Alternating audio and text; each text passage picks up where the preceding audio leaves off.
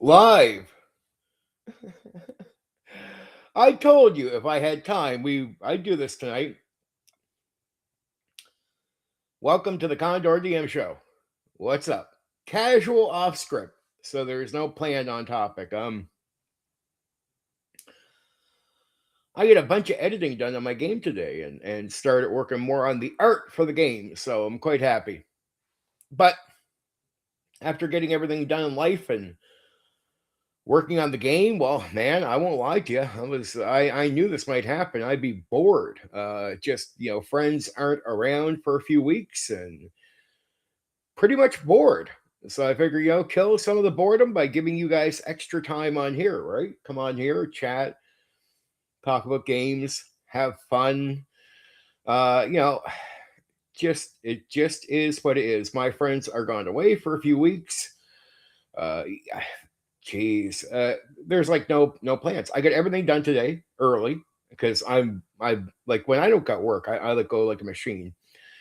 I get all the editing done that I wanted to do in my game. I mean, I'm almost complete the editing. I'm down to the monsters now for the Skullhorn thing, and I started working on the art again. So quite happy with that. But I'm like, okay, I need a timeout. I'm bored. Here I am. Let's do it. Now, these are for my supporters, so sorry for casual people that come by. Just hey, if you haven't subbed, just how it is. Sorry about that. Uh, so somebody was telling me today there's just like a couple, like a YouTuber and a couple other people saying, "Man, they're looking for people that don't just cover Dungeons and Dragons." And I'm like, and he said it was funny. He was watching them for a second and they wouldn't acknowledge me or my content. He said, "I know these are people that know you, Steven." I was like, "Yeah." He's like, "They're talking like you don't even fucking exist." He's like, "These are grown men that are fucking childish as fuck." He says a couple grown men that can't be mature enough to simply acknowledge that you do a bunch of these like non D&D content, like tons of game. He said these are fucking grown men that are so fucking childish. They're like 12-year-olds that can't acknowledge somebody who's doing like just. I said, look, they don't get to be my friends, but I don't understand it either because these are other YouTubers and that. It's like, well, I exist, guys. Like if you're talking about a guy who does non Dungeons and Dragons tabletop role playing game content, it's like I do all kinds of it. They know this. And it's like I don't get why they can't talk about me either. Just weird people. He's like, yeah, he's like they're talking. They know you exist. They know your content, and these are fucking old men that are fucking childish as fuck. They cannot acknowledge you for some weird, bizarre, socially backwards fucking reason. He's like, these are, he said, these are, in his view, these are like old men that don't know how to properly socialize or just act their fucking age. He's like, they don't have to like you to acknowledge you. I'm like, yeah, I know. I don't get that. It's like, it's like you don't have to like me to say, yeah, there's this other guy. Steven does lots of non D&D content. I do, man. Like I exist. I'm a normal guy. He's like, it's weird seeing people that act like you're crazy when they know you're not crazy, and he knows I'm not crazy. He's like, I know you're just a normal guy. He's like, people just don't like you. He's like, I know you're a completely normal guy. He's like, it's all a fucking act. He says he knows the whole thing. I have a few people that talk to me on Discord, just in DMs and private, telling me, like, he's like, everybody knows you're not fucking crazy. They're just jealous. Most of them are fucking jealous or bitter. They just act like you're fucking crazy. You're like just a normal guy, Steven. They know it. I know it. Everybody fucking knows it. And these guys act like you're crazy. It's all a fucking act. It's just a bullshit fucking act people put on because they don't like you. Because you say things in a way that they don't like, or you don't put up with shit. But instead of just accepting you're a guy that might not put up with shit, or you speak with some passion, they just paint it like you're crazy. Like, and he says, like, he knows for sure they know I'm not. So I'm like, that's just fucking stupid. Hey, Philo. Hey, Philo. Yeah, it was talk. I guess I guess this guy goes around watching a bunch of the old school tabletop role playing game YouTubers. He's like, he watched a few people on a couple of different things talk about just people that talked about like people that do non D&D content, non D&D TTRPG content. And he's like, these are guys that know who I am. They know my content. He's like, they wouldn't even mention my fucking name. Like I get weirded out. I guess some people don't like me, but I'm like, I don't get the bullshit. It's like, look guys, I'm normal. Sorry that you think I'm fucking great, or sorry that you lie to yourself into the public that I'm crazy, or you lie behind the scenes. But I'm just a normal fucking guy. Like, get the fuck over it. You don't know me fully. You know little smidgets of what I do in video form, and you have to assume a whole bunch of shit because you don't like what I say. Like, I'm just a normal guy. Just a normal fucking guy. Anybody who just directly talks to me, they know it right away. Like, people that just don't have a biased mindset against me, they're like, yeah, Steven's, he can be a little fucking picky about something. He can be a little strict about something. He doesn't put up with shit, but I'm just a normal guy.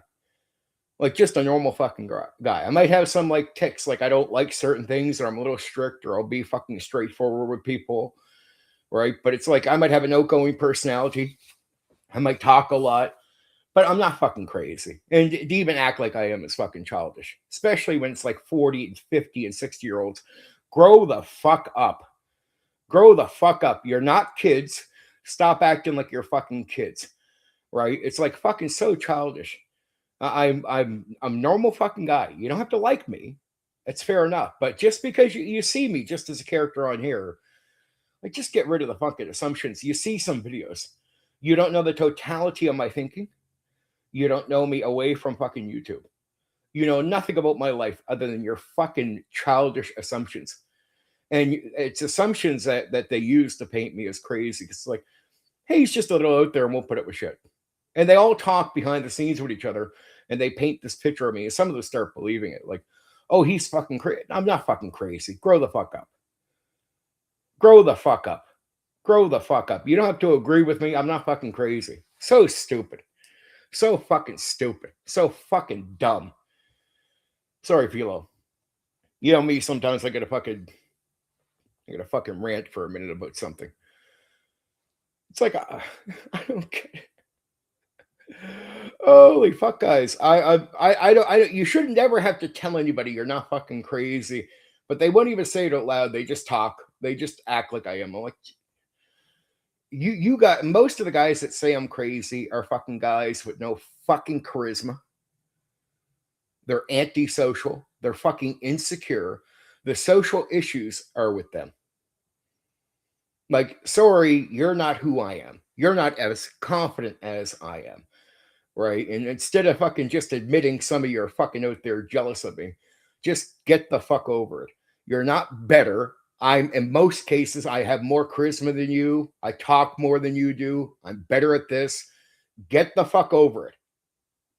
Right? It's instead of pretending, it's, oh, he's crazy. No, you're jealous and you need to grow the fuck up. People get fucking nervous on the thing. They can barely fucking talk. If you criticize anything they say or do, just imagine some of the old school guys out there. I swear, if you say like anything about them, if they put out content and you say something negative in their comment section, they fucking can't handle it at all. They can't handle it. It's like, oh, dude, you can't put stuff out here and live in a fucking bubble and be that fucking insecure in public. I'm not the one with the fucking issue. You are. If you can't handle, it's like if you put up a live play and somebody comes across this, oh, I think that's shit. You can't just block them and keep putting up your live plays. Like, it gets you so fucking insecure that you got to take them down. You're the one that's fucking crazy. You're insecure and you got social issues. Work on yourself, dude. Don't worry about me. Work on yourself. Right? You're the one with the fucking issues. Jesus Christ. Sorry, Lord. I don't get people. Philo, I don't get people. I don't get people. You don't have to like me, but I'm just someone who doesn't put up with shit and I'm very forward. I get attacked all the time. It's like, if I had a social issue, would I be attacked all the time and still just come here and do the streams? I do this stuff because I get attacked all the time, lied about all the time, and I just come back here and do it. Imagine how insecure that people are on the other side. I don't even have to say a name. I can just do a fucking video where I respond to some of the fucking lies told about me, and a bunch of people that talk about me on fucking 50 fucking streams and talk about me all the time on the fucking computer. They can't handle the slightest fucking comeback, even if I don't say their fucking name. It's like you're so fucking insecure, you can't handle the slightest fucking response or me saying, no, that was a lie. Oh, geez, there goes crazy. No, it's not me, dude. You're insecure. You're the crazy one. Grow the fuck up. In life, nobody would accept me. Like they, as crazy. They would understand. They would see it clearly. It's all projection, all fucking projection thrown at me all day long. Because I don't put up with shit. Oh, Philo, I know you don't know because you're just here chatting with me, Philo. But if you could just understand how many people like go on about me, like if I say go around the streams, you would see Condor or Steven brought up all the fucking time, and people just talk shit about me endlessly, name calling, fucking insult, put me down, put my game down, put the whole thing down.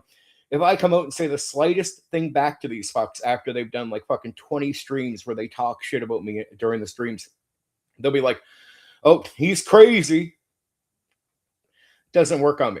And in all honesty, you get me fucking attention. I don't know how many people come by my channel. They'll be like, you buy subs. I'm like, no, I just do good content. But some of the subs that come to my way, they hear about me from other fucking YouTubers that don't like me. It's like you guys talk about me so much, people just, not you, Philo, but some of the people, haters out there, they talk about me so much, I get attention. It's like I don't even want the cheap attention. Like I just don't need it.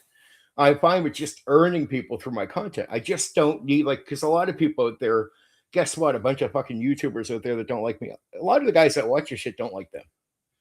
And they'll go buy their thing and they'll be like, oh, they're talking about the Condor guy. Go check out his shit. And they come by here and they realize I'm not crazy. They're just like, he's just a normal guy. Just put up with shit. What the fuck are these guys going on about? It's just most people, if they don't get stuck in the biased thinking, if they're not in this fucking warped, fucking socially insecure, backwards fucking thinking, they just see that I'm a very forward guy. They're just like, guy just doesn't, Steven just doesn't put up with your shit. There you go.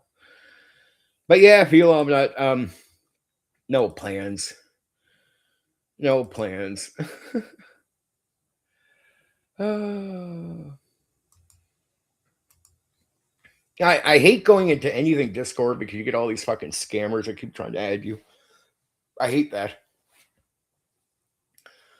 I hate most anything where you go to be a little social on the computer. I hate being social on the computer outside of my connecting with my people.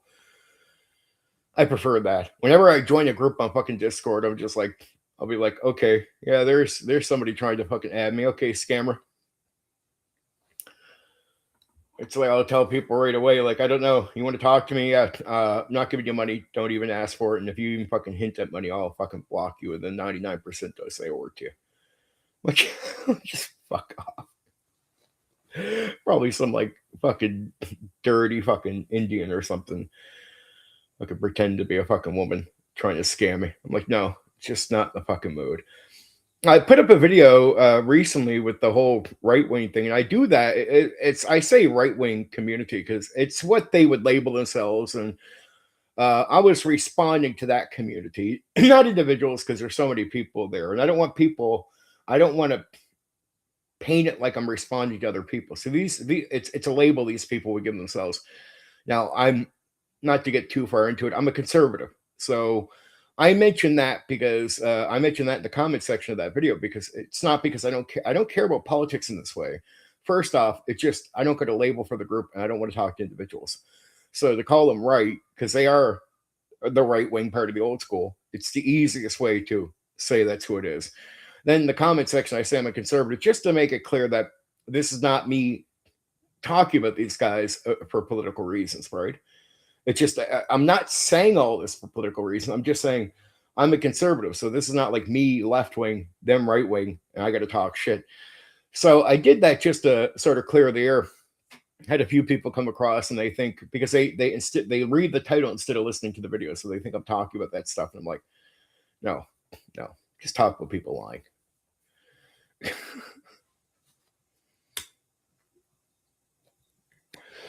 I mean, like I put up with more shit than most anybody in the old school.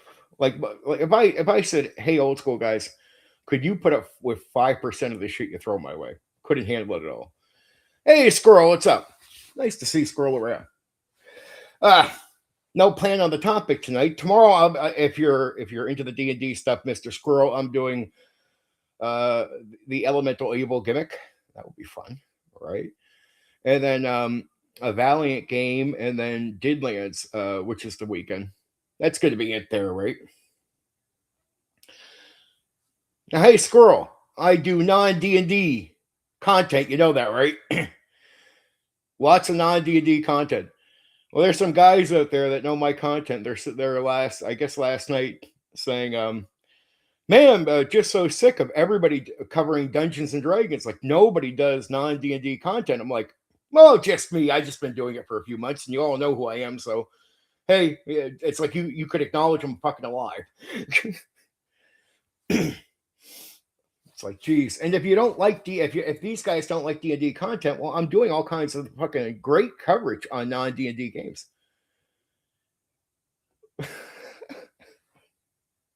Great coverage. Great coverage. I mean, I know you like the Unlimited Heroes, but I've covered like I don't know, Squirrel, if you've been checking out some of my streams based on the games, but man, I've been covering all kinds of games that are not D&D. Though I cover D&D too, right? I hear you. It's nice here too. It's one of these things, Squirrel, where I have a few weeks where I'm home and not busy. I get a bunch of, and here's my thing: my friends are gone out for a couple weeks. My family's not around, and I'm stuck at home for like just not working. So I got this. I had some damage with my arms, so I went off for medical reasons. Now they want me to do some work at home. So instead of go right back to work, so I do the work early in the day, get my house work done, do the editing on my game that I wanted to, and I'm like, what the fuck do I do now? So here I am. Yeah, it's I don't. To me, I'm just like, if you're open to hearing, no, like because these guys, I get you, Scrolly. There are so many games you're into, but these guys were just going on in general. They're sick of hearing about D&D. I'm like, man, right now I think 70% of my content, if not like 80, almost 80% of my content is non D&D TTRPGs. Like it's good coverage, right? It gives you the meat, talks about it, open the conversation. I do fucking 4-hour streams. Anybody can talk to me as long as they sub. I mean, it's like, look, I do the videos for the public. You can watch these and comment on them afterwards if you're part of the public without subbing to me. Chat though, I do make it that you get a sub here because to me, it's I do the like live chat is for people that support me, and it's like it's a free support. It's a simple sub to the channel. You get to chat with me during a fucking live stream. It's a benefit, right? And it's I do all kinds of content. It's just a benefit, and it costs you nothing, absolutely nothing. And I do very few members only thing now. That members is a gimmick. And I do the members only thing because, like, what's the point of having somebody financially give you some support and they do nothing at all for it, right? Like, just keep doing the same thing. I'm like, I'll do a few members only. I like that gimmick. Merp and Cyberpunk, some young people at work, they were amazed. They only played D&D. I always recommend to try other game systems. Well, Philo, you've known this. How much I've told you how much I've learned from the other games, right? Like how much it's like good spotlighting. Like if you play a variety of games, even when you hit games that should have spotlighting, they don't explain it well. Like Cyberpunk really, if you're down the dirt for what the designer wants, he's really trying to get you to spotlight the characters, and he doesn't clarify that. He gets really anal about the explanation. I hate to use it in that way, but he just does. He just tells you got to focus, and 70 to 80% of the scenes should be them needing to play more to their characters who they are. So, and then you spend about 20 to 30% of the game outside of specific scenes that might need skills used or actions or what have you. And all that from playing who the characters are to experiencing the world should get you what the designer wants. It's his aim. And what he's really saying is at least 70% of the scenes, there should be a major focus on spotlighting, but he doesn't really point it out that way.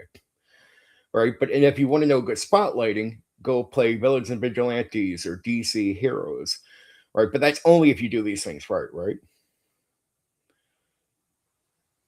Oh yeah, agreed. Totally agreed. It's great if it's done right. And I don't even judge. I don't care. I don't care if people don't do what the designers have in mind with, say, a game like Cyberpunk, but I get why. Like, after you run it right, I get why the designer wants it that way, because there is a generic feel to it. Because I always hear, what do players want out of something? It's like, it shouldn't even matter what they want. It shouldn't even matter. If you just run the game in a certain way, the designer has the intent that saying, run it in this way, all players will have the same experience. And he's right. It doesn't matter what the players want or don't want. You just run it this way, they will experience it this way. That's the point of running it right? And if you just drop the ball on so many things, they don't experience it. It's a turn routine is good for any game, of course. But like, what I mean by spotlighting is, see, in Traveler, because Cyberpunk is Traveler. In Traveler, you could do turn routine, all that, but Traveler is more like, let players play the way they want without you trying to get them to play their characters in a specific way. So even if they make their characters in a specific way, the pressure to get them to always use their skills or always do their thing, it's not there. In Cyberpunk, they want the game master to play a heavy role in creating scenes that pressure players to use the specifics related to their characters. So it's like pressure to use the skills, pressure to play to the character, who the character is. Where in Traveler, it's the same game. You don't have to put no pressure on. It's really up to the players if they bother to use their skills or if they bother to focus on their characters that way. Where in Cyberpunk, because the characters are made to be like, if you play them out in a certain way, you should start feeling the setting, because the characters are going to develop through this, and they're going to play to what the game is. What, like, you're going to be doing the things you would expect to do in Cyberpunk if it's spotlighted right with the pressure on you. So turn routine's one thing. Spotlighting is the pressure to get them to actually use their specific skills, or the specific gameplay related to the character. We're in Traveler, which is almost the same game. That's not the thing at all. You can pretty much let players freely choose how they play the character. That's why in Traveler they say it's more about players leading the game. Where in Cyberpunk, it's still players sort of going and doing what they want to do, but in most cases, when you're running the scenes, you should be putting pressure on them to constantly be playing to who their characters are. And then that can get quite difficult for game masters to understand. What do you mean? Like, if I have 5 players and there's 5 different characters, I have to have a scene that makes him use a skill. But if he has a different character, I have to have the same scene, get him to use a skill. Oh, hey, Black Rose. The bear, the washdown. But it's like, you got to get him to use a skill. I got to get the other guy to use the skill. It's like, oh man, this sounds really difficult. I'm like, it does when it's explained that way, until you realize it's more about spotlighting the characters. So it's like, if you have a guy who can do more action, have some action in a lot of the scenes, but then have things that are going on like skill use and everything else, and you just got to learn how to spotlight right for your different characters. But that's the difficulty the designer actually wants. He really wants to put that on you. Now, a lot of guys don't understand that when they're running that, because it's hard to even wrap your head around. Then the idea to make a scene that has like 5 different players with 5 different characters doing 5 different things, and the scene is supposed to pressure all 5 different guys to do all 5. But it can be done, and that's sort of the insanity that he wants you to sort of scope out. Is take us, like, every time they're going to move to a new area, it's a bit of railroading. It's a bit of railroading.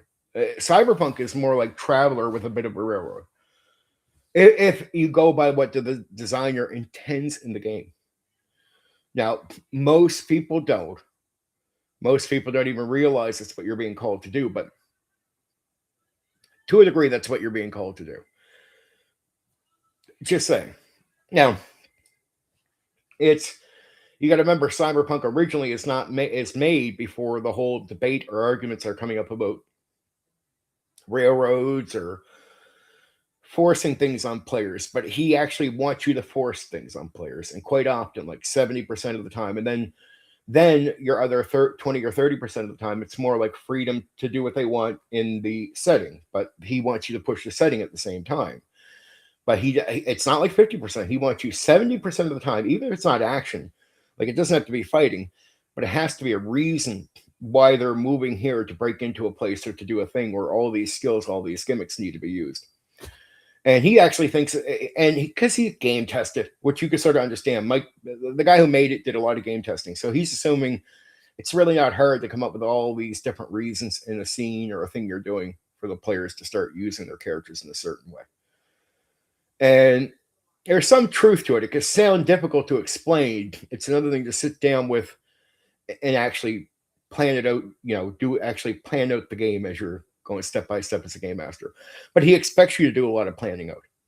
Like, it's a lot of hands-on. That's why one of the biggest criticisms of Cyberpunk, if you're taking it from the point of view of doing what the designer intends you to do, one of the critiques about Cyberpunk is how hard it is on the game master. But then again, Philo, a lot of game masters totally skip over what the designer wants.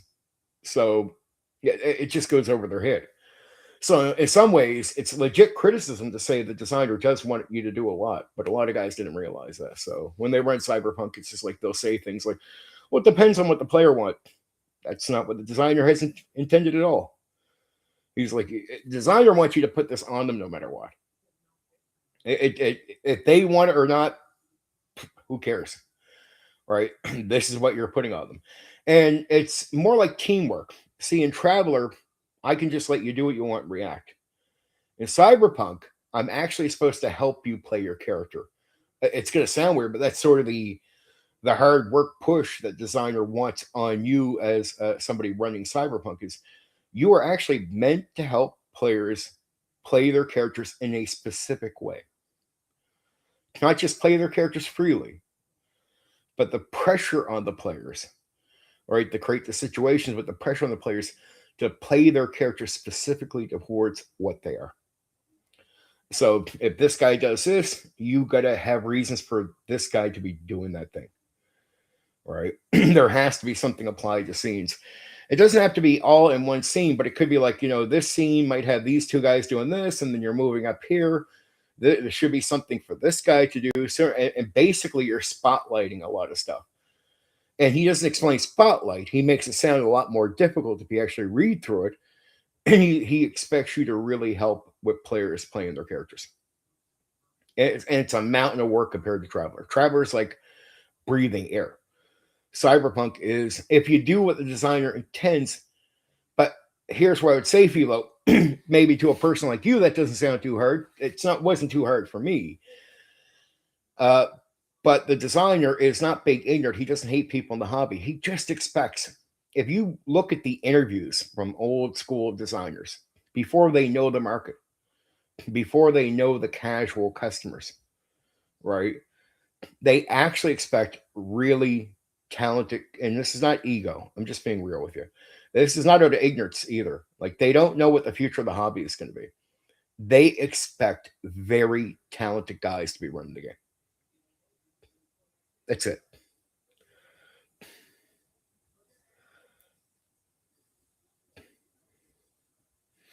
Oh, and yeah, you can find all kinds of ways mixed with your scenes to put pressure on them to play their characters. But it is quite a bit of work. It's not a lot of work for a guy like me or you. We could plan it out. We could use all these gimmicks to make that happen, right? A lot of guys don't, though. And you got to understand, the designer really just assumes the most intelligent, talented people will be running the game. That's all he assumes. He does not assume that guys that are like, he does not assume any of them will try to run his game. Like, he doesn't even, you gotta understand, they don't know the market. They don't know the casualness. They think the best guys will step up to the head of the table. They don't realize that at one point there's not enough talented guys to cover all the players in the hobby. All right, even in their system. So there'll be more people interested in Cyberpunk than there are extremely talented guys to run the game. So what do you have? You have a bunch of guys that are, I hate to say it, just not on par where he would expect running other games, and they're going to try to run Cyberpunk, and they're not going to run it right at all. And that's going to end up sadly being like 80% of the guys, if not 90%.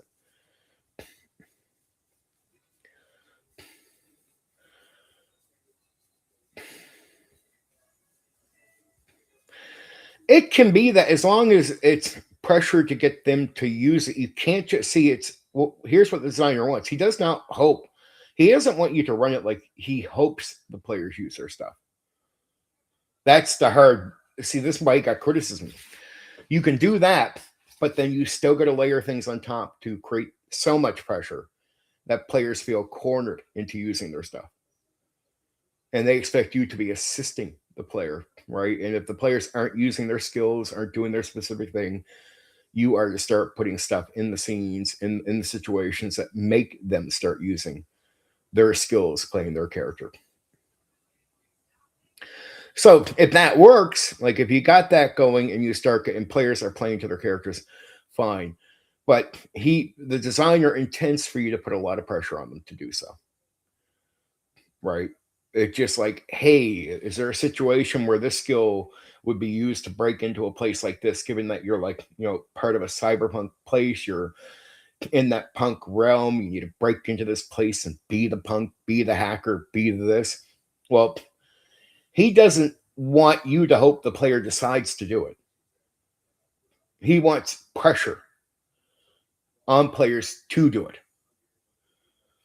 So it's like, you don't just go, oh, well, I hope they get in, they go after this thing. He's like, there's nowhere in there that it says he's okay with that. He expects you to even at that point going, okay, I set up a sort of thing where they should be going after this. And then you start setting up the scenes where it's required to hack in, it's required to do this, it's required to do, if they're a combative character, do the combat, right?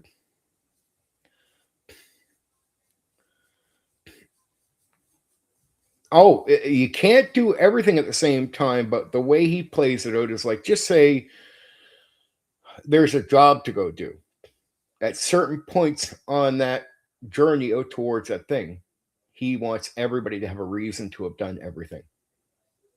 And that's spotlighting. That's like Batman, Superman. I gave you the great example that where it's, if they're going to go take a bomb out of a place, well, Superman could fly in and just take the bomb out. That would be easy, but really the bomb could explode, hurt people and everything else. He's not an investigator type. Batman, on the other hand, you could spotlight him as going into the building to the investigation to find out how to safely remove the bomb. So then he can find that information out, either do something or relay the information to Superman. So his importance for investigation becomes important. Superman's importance to still be able to use his power, flying to the building, get the bomb is all important. But now you're doing the separate spotlighting. Each one of them have a certain role in that thing, and each one of them have to use their specific skills related to the character type to do that. He wants you to do that in Cyberpunk.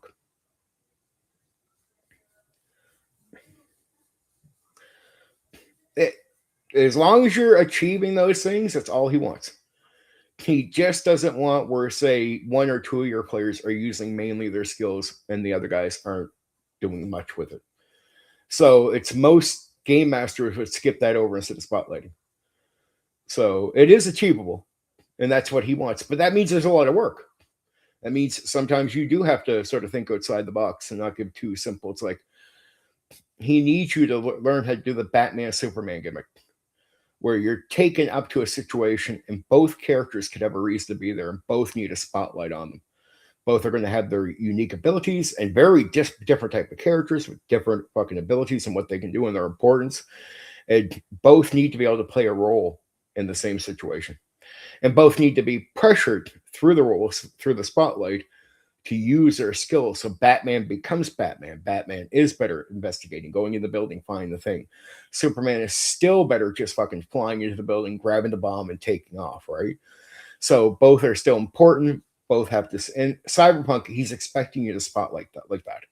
Now, if you understand spotlighting a little better, it becomes a lot easier to go, okay, if I get him up here, he's combative. I need him to take down the security. He's a hacker. He needs to hack in, right? This guy's better at stealth, just going in the building once the hack wall goes down, right? So that you start finding all kinds of reasons for the different characters to go in with their special abilities and bypassings, right? So he can stealth in, he can hack, he can do the combat with the security, right? So that could there's like three examples right there, and it's you got to keep finding stuff for the different characters to do, and he expects you to do that quite often, spotlight, and very often, very often. And the designer doesn't hold back on this. He actually expects you to be doing that quite a bit, and he thinks that's the best way for the players to experience what it is to go into cyberpunk as these punks. And in these scenes, the security guys, the guy who can fight is taking out the security, the hacker is hacking in, the stealth guy is stealthing in, right? And so they all have their importance, they're all doing things, and they're all doing missions that will relate with a sort of a working against the man type of cyberpunk setting with the characters meant to be doing the stuff to begin with. And so he expects them to be doing that quite often. They are the group that might have to blow up the building or even take down the bomb, but usually it's to blow up the building or do something that's against the man or against the corporation, right?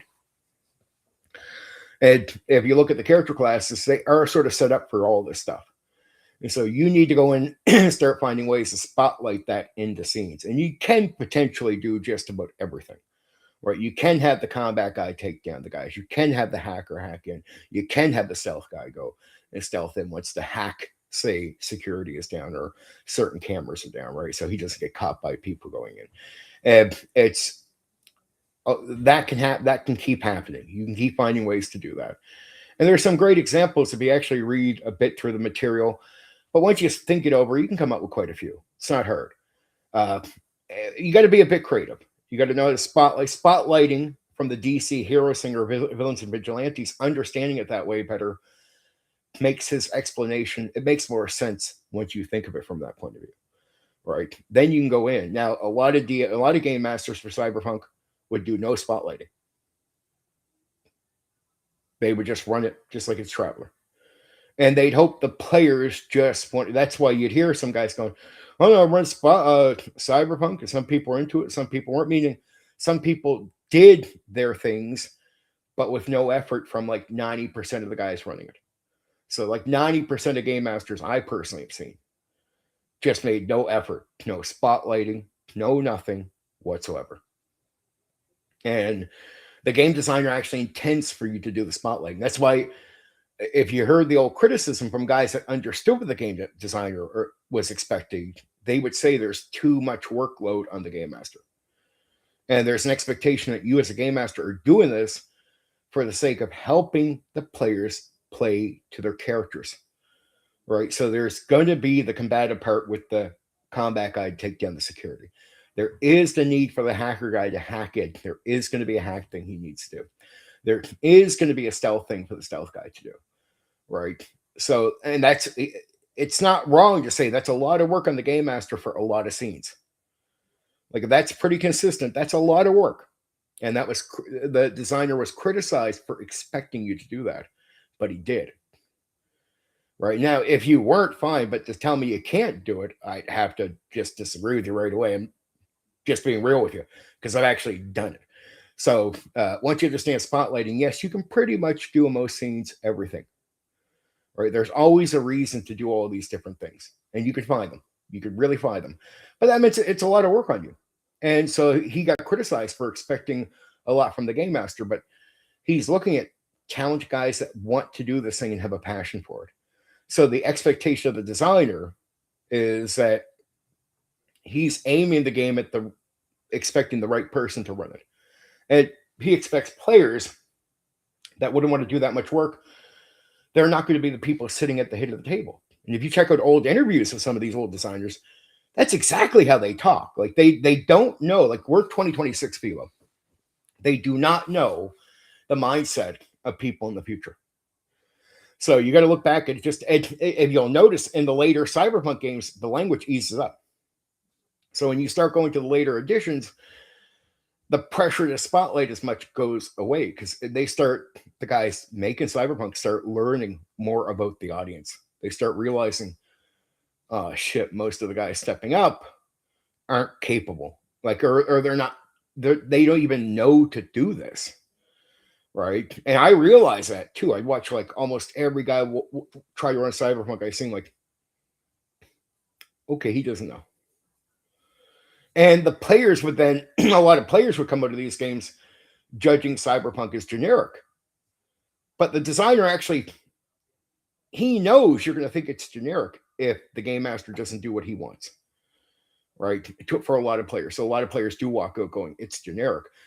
When you run the game the way the designer wants, even if people told me it wasn't their cup of tea, every player I've ever ran the game for said, yeah, you do feel the setting.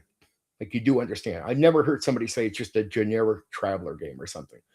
Right. But that's when you put the pressure on to have them experience most of the skills, play their characters out, and then you got to take 20 or 30% on top of that to really apply the setting.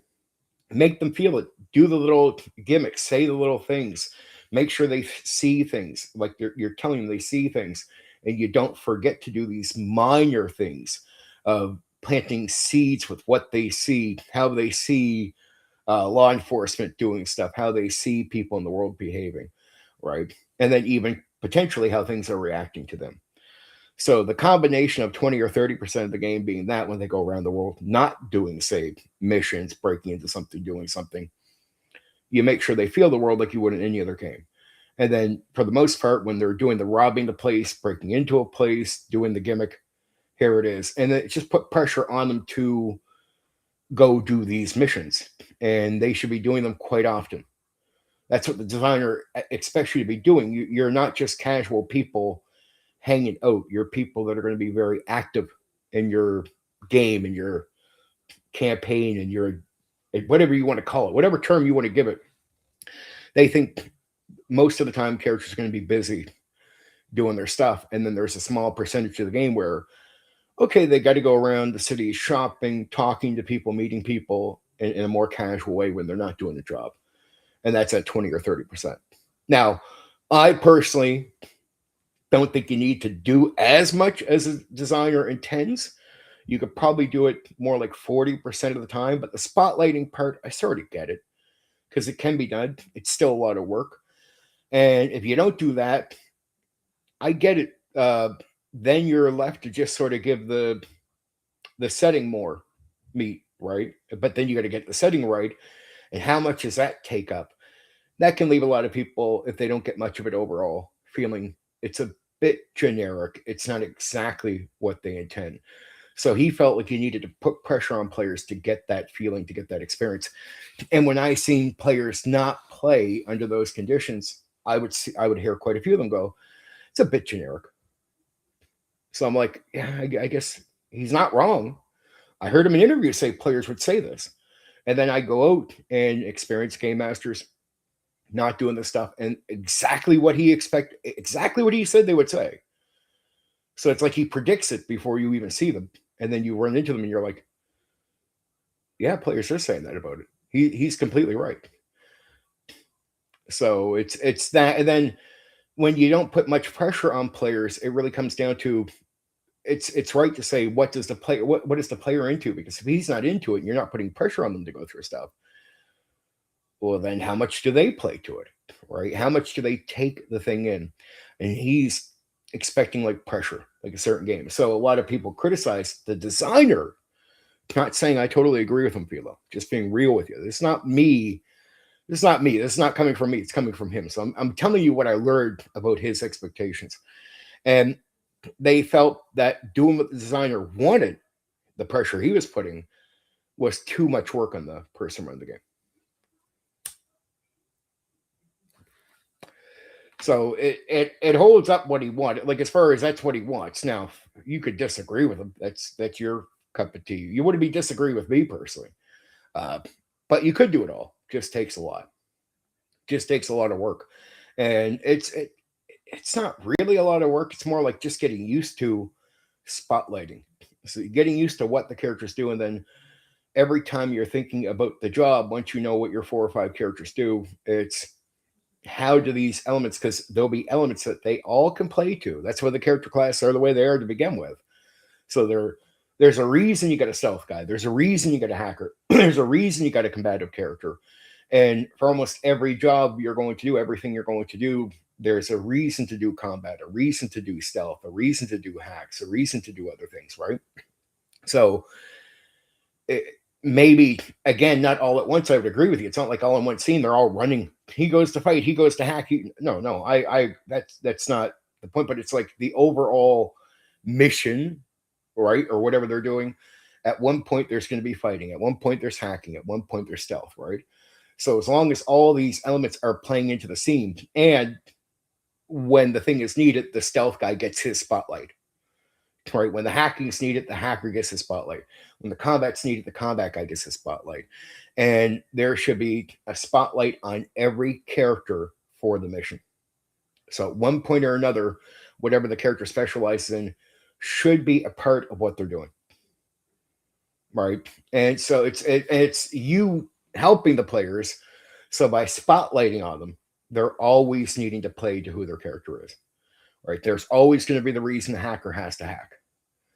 So the player will be playing a hacker that hacks for real, not just once in a while, not just every so often, but there's always a reason to get that computer and do that thing, right?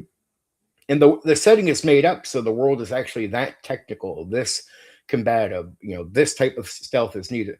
So you should be able to find a reason why all these things will play in some way. It could be taking down security. It could be getting on cameras, like the hacking part, right? It could, the stealth is always going to be there. There's always something or somebody to avoid. And there's always going to be some form of physical threat around. And I'm just giving you examples of them. I'm giving examples. So that's just passed off the top of my head examples, but you can find reasons for all this to go down, right? So once you understand that the designer wants you on every one of these missions to make sure everyone's getting their spotlight moment, then you make sure the spotlight is on all the different characters for their things. And then they got to play to it. It's not, there's not like one or two characters missing out on the spotlight per mission. All right. Can you make sure they're all having the experience of playing into the stuff? And the more they have to hack in, deal with the corporations, deal with the security, deal with this thing over here, the more they feel what they're doing in the world. Like, this is a place where you would hack. This is a place where you would do this type of combat. This is a place where you would have to do this kind of stealth. And so that, and then say they have to go meet with somebody later in the day. Well, that's not a mission. Now they got to go into the setting, just the setting. And that's where the 20 or 30% is. And you just got to do what an old school game master would do is, you can't forget to mention details. Like, you see the big building, you see this, you see some details, you see the authority over here doing this to somebody. So it's little points of like quick seed planting in the minds of remind them what they're seeing when they go around, what they're hearing, how people are behaving, how people are walking around. So you start painting the picture of the setting. And then when they talk to people, you got to be talking to people that are living in that world, right? Well, you know what I mean? So the idea is to try your best to just have people talking like, yes, I'm in this world. I'm not in the world you're actually in. I'm in this cyberpunk world, right?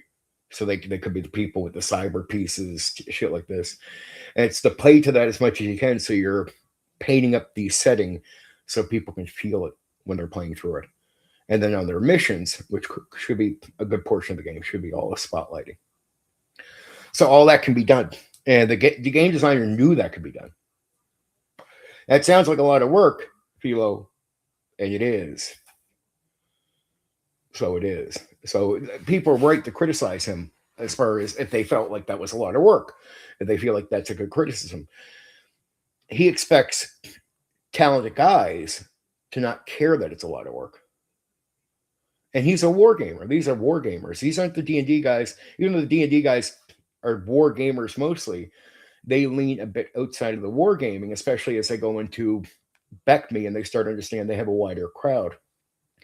You got to understand what cyberpunk, that guy comes in with the mindset war gamer, hobbyist. So these are guys that seeing guys do a million times more work in a war game. And so the expectation that you do that's a little bit for those guys. And they're making the game for the war gamers because at one point, if you understand the history, the war gamers get really upset with this because they actually think all the tabletop role playing games is an attempt to replace their hobby. And so they're expecting a lot of work. What guys like making Cyberpunk just didn't realize, and the D&D TSR did. The TSR company understood this before most of these guys understood it. Most of the guys coming into the hobby were not hardcore hobbyists that would do all that work. It's just but they see, the thing is, and it's not like the guy hates that audience. He doesn't even know they're going to be a thing. He's not made the game for them. He's made the game for wargamers or people like wargamers. So he expects the work he's talking about to not be a lot of work for a wargamer hobbyist, but for a lot of casual people that aren't wargamers, that's a shitload of work to be doing in a game. That's the way they would take it in, right? Again, this is where Mulvey and Frank Metzner and D&D, they help Gary because they start realizing by the time they're working on the work they're doing, they're realizing right away, we got theater kids coming into play. Like almost no wargamers have crossed over to D&D. Like very few. And they realized it almost instantly because they're actually going to the cons. So Frank is out there DMing. Mulvey's out there doing Q&As with people, like going with Frank. And they're going to these big meetups, and they're not meeting wargamers. They're meeting theater kids. They're meeting casual young people. They are not meeting wargamers. And that's why if you look at Beckme and how it's written, it's a good education if you understand this. They start right away as TSR, they start realizing, holy fuck. The thing is, all the guys that are a lot of these individual designers, they don't make their games for those people. So, of course, the casuals think Cyberpunk is too hard by the designer. The designer himself just doesn't feel that way. He doesn't even think he's making a game for those people. But this is TSR being a hit. Like, you don't have a lot of the individual designers going to the cons, meeting up with people in the same way. They're personally game testing with other wargamers. And they think, okay, we can do this, no problem. We'll send this out. They just don't realize so few people, it's not going to replace wargaming. Because even though the wargamers are going like, they're trying to replace their hobby. What the whole wargaming crowd didn't realize at the time, even though it spooked them, is barely any of their people crossed over. So barely any wargamers. Like if you look at the just 100% and take out, like in reality, maybe 4% of wargamers in totality crossed over and started doing like D&D and tabletop role-playing games.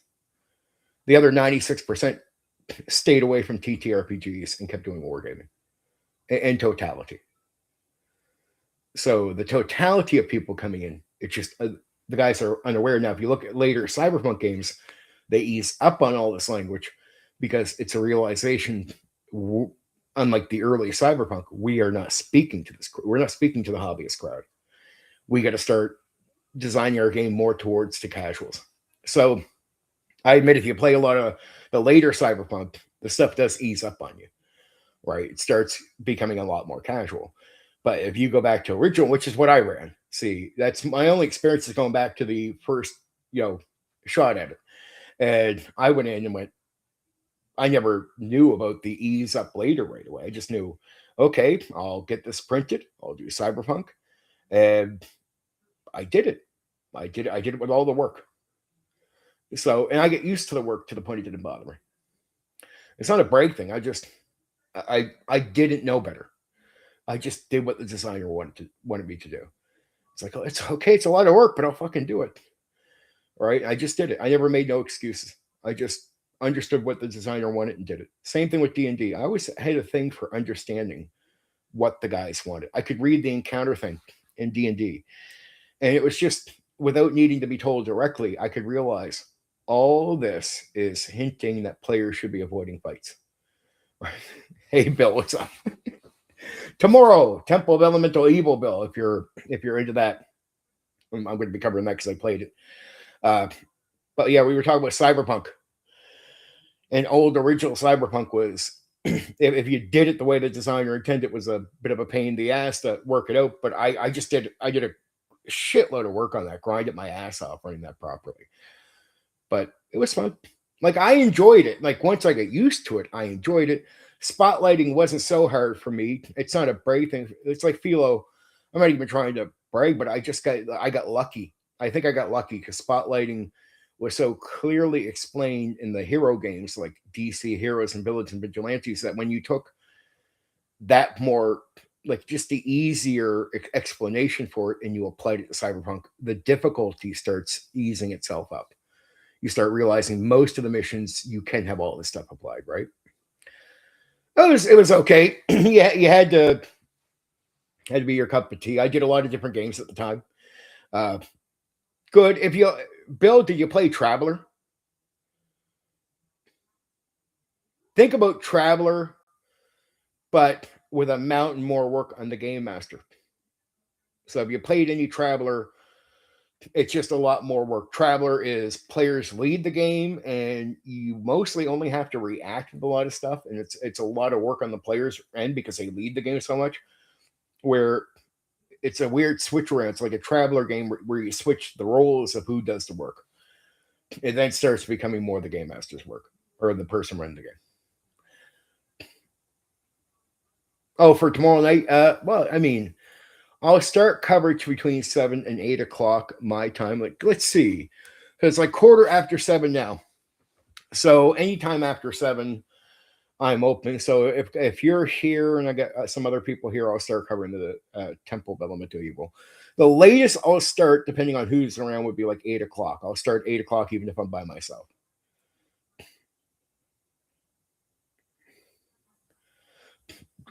Oh, well, if you ever get a chance, Traveler is a fucking fun game. You can die during character creation. Just put it that way. It's insane. In Traveler, you could do this. Like, say if you're making a character Traveler. Say you start making your character, you get to a point where you want to be like you're going to start a rank. Like you want to be a somebody with a certain rank. You could have a higher rank. You could be like a lieutenant. You could be this. You could be that. Well, how would you get a higher rank in the thing? You got to spend so many years of your life, like 4 years of your life can be spent ranking your character up. And you can keep spending your life away, like make your guy even old. Like as long as your dice rolls don't get your character killed, you can keep going. I want to be up this rank. Okay, you got to roll to see if you live through this part of this conflict over here. Okay. But if you fail at any point, your character can be dead and you haven't even created a character. And the stats that you rolled up for that character, they're eliminated. So now, even before you start the game, you have rolled, your character is dead, the stats you roll for that character is eliminated with the character, and you got to start a new character. It's a wild game, eh? It's a wild game. I like Traveler because if you look, there's one thing to grind as a game master in a lot of games, but what I like about Traveler, it's like giving you a break. It puts a lot more emphasis on letting players, like in the sandbox, it's definitely a sandbox game. I did the first, but it's just saying, Squirrel, I found that it was like a good break for game mastering. It's just one where the players can do whatever they want. It's not like a lot of work on the players, but it's just like the players can do whatever they want. Oh, yeah, I know who Elite is. Yep. Oh, he does some great content. Yeah. Fucking great guy for content. And he loves that game. I love it too, personally, as a game master. In this hobby, they talk a lot about if you talk to certain groups that, like, a lot of guys, weirdly, like I played and ran like 50 games when I was young, if not more.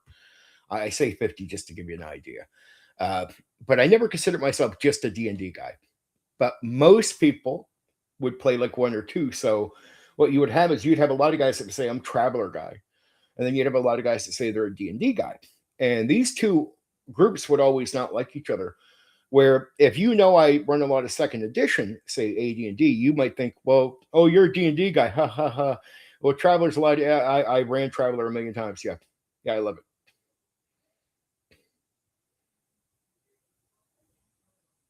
RPG Elite. Oh, I knew it was one of the two. I just haven't watched him in a long time myself. He's a he's a great guy. He likes Traveler a lot. I think he likes a lot of space games. I think that's his gimmick. A lot of guys give that guy heat over nothing. I don't get it. I go listen to his stuff. It's like he has his opinions. I don't hear him bullshit about the game. I'm like, why is there anybody giving this guy heat? He's talking. I've never heard the guy say anything that would make me like, man, blah, blah, blah, blah. I don't feel that way about anything he says. Like I've never heard the guy say anything at all where I'm just like, there's a reason to argue.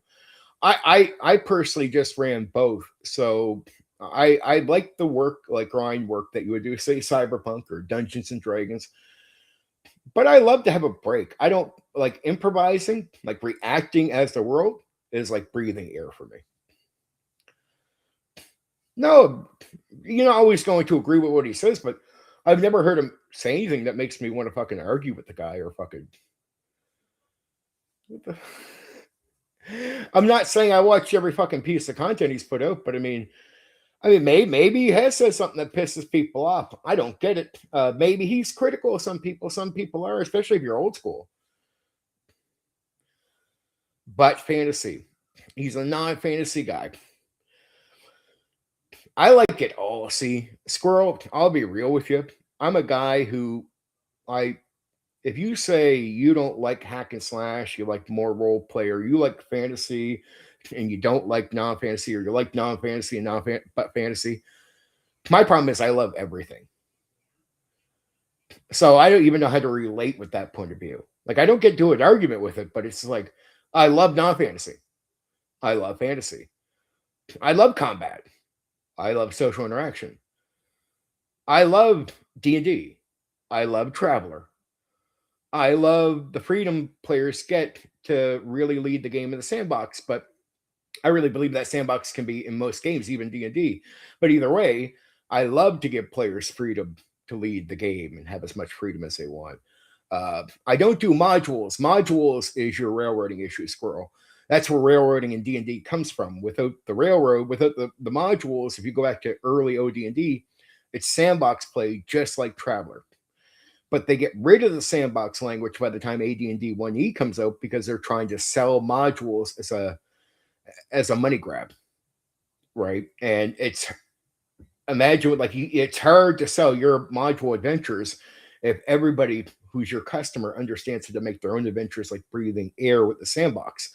So TSR purposely starts getting rid of all the sandbox language, like teaching you how to do your own stuff, even make your own settings. They purposely did that. And they even redefined Squirrel. Here's what's funny. Later, they tried in a very tricky way to redefine sandbox into their modules to keep selling modules.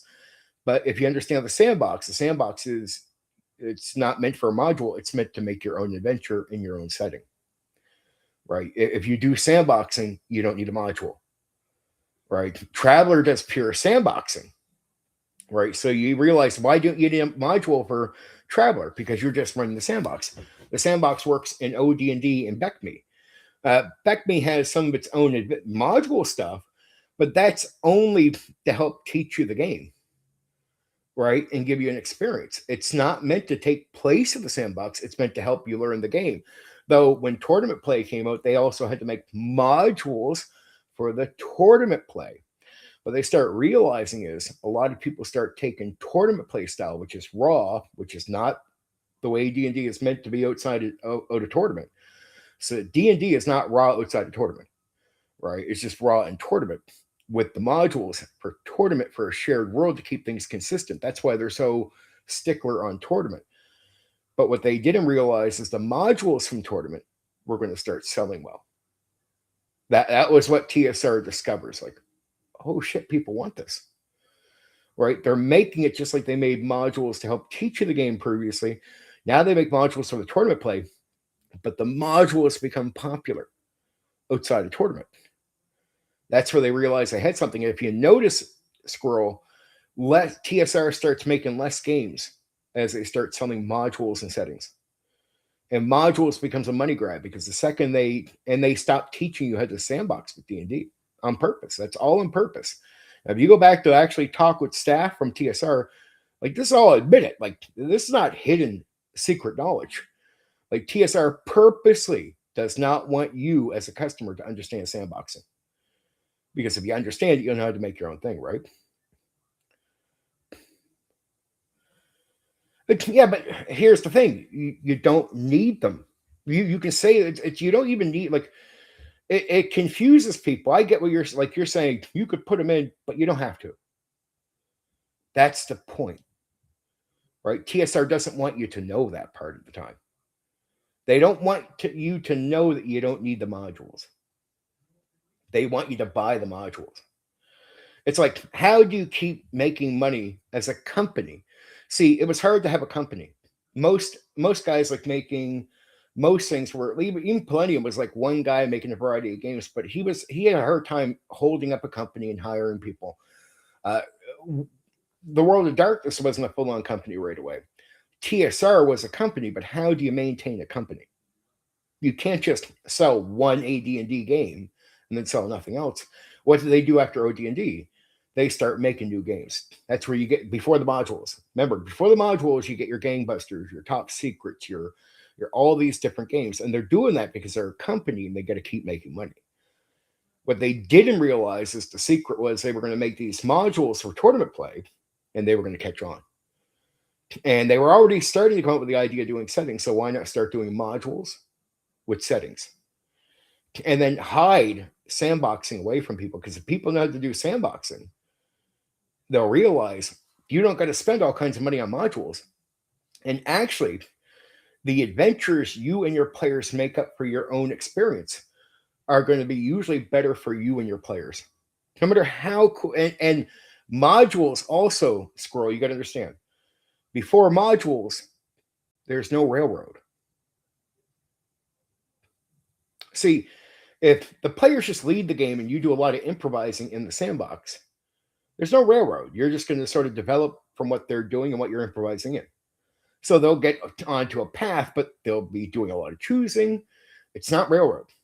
Railroad is when you have a predetermined adventure from a module, and now you need to get players onto the adventure already made. That's a railroad. So the railroad doesn't even exist in D&D until you get to modules. That's where the whole concept of railroad comes in for D&D is the modules. And I'm not attacking modules. And yeah, you can use them in all kinds of different ways. But I tell people when we're talking about this, don't ignore it. Like, it's nice to like the modules, but that doesn't mean you need to poison reality by trying to replace what I'm saying. Like, if I tell you you could do sandboxing with modules, I'm not saying modules are bad. I'm just saying this is the real history. If you go, let me ignore that and dismiss everything you just said, Stephen, so I can keep promoting modules. You can like modules, but that doesn't mean you. I just ask people, we don't need to be stupid about D&D and the process. We can say we still like modules. Nothing wrong with that. I'm completely fine with it. But so many guys will skip over reality because they don't even like what I'm saying. Like, for some reason, it makes some people mad. Wagon trace. Bill gets this because Bill's a really old school guy. Me and Bill have talked about this before. He totally gets this. He's done a lot of sandboxing. But yeah, wagon trains. I mean, the players are leading the way, and you could develop. You start developing a path they get on, and you hope they stay on it. That's going to be somewhat like a railroad of their choice. But yeah, Bill gets it like a wagon train. He's just saying it's way wider. Who knows if they're going to fucking? It's just a way bigger thing. But they're choosing hooks, and that could be good. Yeah, but you got to understand, Squirrel. There's no need for the ticket or the ride at all. That's if you just put modules aside and do the sandbox, no ticket, no ride required. I hate to say it, modules were cool, but here's the truth about them. And this is what I try to tell people. It's not to make them feel bad. It's just the truth. You can still like modules. Doesn't mean we ignore reality. For TSR, if you're covering the history like I have done, What is a module? A module is a money grab. Like the splat books for AD&D second edition. Modules are just like the splat books. They're a money grab because if you just have the sandbox, you realize you don't need the module. You could use them, but I mean, you don't need them. If I just said, hey man, I'll teach you to do the sandbox. I could save somebody right now who looked at like modules says, I can go buy like $150 or $200 worth of modules. I'd be like, yeah, or I could teach you the sandbox and you could do it all for free. Yeah. No, it's not just you. You get it. I know if I teach you a sandbox, or not teach you, tell you about it, you get it. And I don't mind. I'm even going to do the Temple of Elemental Evil. So I have no problem with the modules. It just, I think we don't do, like, I want people in the hobby to know the truth about sandboxing just so they know their options. It's like, dude, modules are cool, but do you have any money for modules? No? Here's a sandbox. It's free. You make your own stuff and it's easy. So I just always hope that when we talk about these things, people make sure to mention this stuff because I'll go around to D&D guys and they'll be like, module is this, module is this, module is this. I'm like, have anybody here mentioned sandbox? And then when I mention the proper sandbox scroll, you want to know what they've done? This is how guys are. Some guys, you get it, Squirrel. I'm glad you do. A lot of the so-called old school guys don't get this at all because I'll describe the sandbox and they'll tell me I'm wrong. Because here's the thing, Squirrel, you know it, but a lot of our so-called old school YouTubers, they only know the sandbox that was redefined, the change, the alternate version for the modules. They do not know real sandbox gaming. So, and what they do is they tell me I'm wrong. They've actually argued with me where I'm like thinking to myself, well, you're giving yourself away, kid. You're giving yourself away. Just means you don't know that much about D&D or even the history of the hobby if you're saying I'm wrong, because all I'm doing is explaining to you the sandbox gaming you would have done with BECME or OD&D, right? But they just don't realize it. They only know the redefined version of it, which TSR does on purpose, though. And I don't hate TSR for doing it, but it is a part of trying to keep the company afloat and selling more modules. Because imagine if your competitors like Traveler is just using the open sandbox, right? They're just using it and they're even calling it a sandbox. And the sandbox gimmick, the language of that becomes popular again to the point where the TSR company starts to worry. And they really do. At certain points, the staff starts to worry. If people realize they can do this themselves, our sales could drop. And their sales did drop, but not for that reason, but they didn't know this. So at one point, they redefined sandboxing in a very deceitful way on purpose. And I get it, it's a company move, right? But it's deceitful on purpose. They redefine what an actual sandbox is into the module. And I'm like, no, that's not the sandboxing that you know from OD&D and BECME. It's a redefined version, and they do it to keep selling modules. And to a point, I don't have a problem with modules, but what's sad is for the period of time they were selling a lot of modules, TSR stopped making new games. So if you go back, they have all these awesome fucking games they're making, and then it just becomes module, setting, module. I'm like, okay, and that takes them a long time before you start getting new games. You even that there's a space game, Alternator. I just forgetting the fucking name of it. But at the end, as WotC takes over the company, they had the game to put out. But I'm like, it's a shame because they were trying to make money off Birthright and everything else. And I'm like, it got to the point where people got sick of just the D&D stuff, and they should have been considering making new games before they hit the end. Like before they were totally out. And it was like Birthright was not going to work because they tried to go back to wargaming roots. And I'm like, and the thing is, most of their customers are now used to action. Think about this, Squirrel. The game, based on the designers, even by second edition, still want you to avoid most combat, even combat with goblins, from levels 1 to 3. Right? How well was that communicated to anybody in the hobby? Not well at all. Go back to AD&D 1E. What's most people doing? Making 5 characters. Why? Because the DM is running it like you're going to be going for combat. You're playing it like you should be going for combat, and you're not learning from losing your characters that you should be avoiding most of it. You just keep going back for the combat. That's why you got so many characters hoping you live through it. Right? And it's like the game is actually very survivable, but the idea is, for the most part, you should be avoiding almost all combat.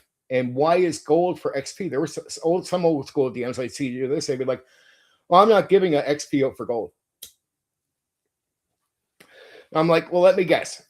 You're not giving out XP for gold, and your players make like 5 characters. He's like, yeah. I'm like, so you don't realize that you're doing, at least you're opposing what the designer's intent. Designer intends you to do this.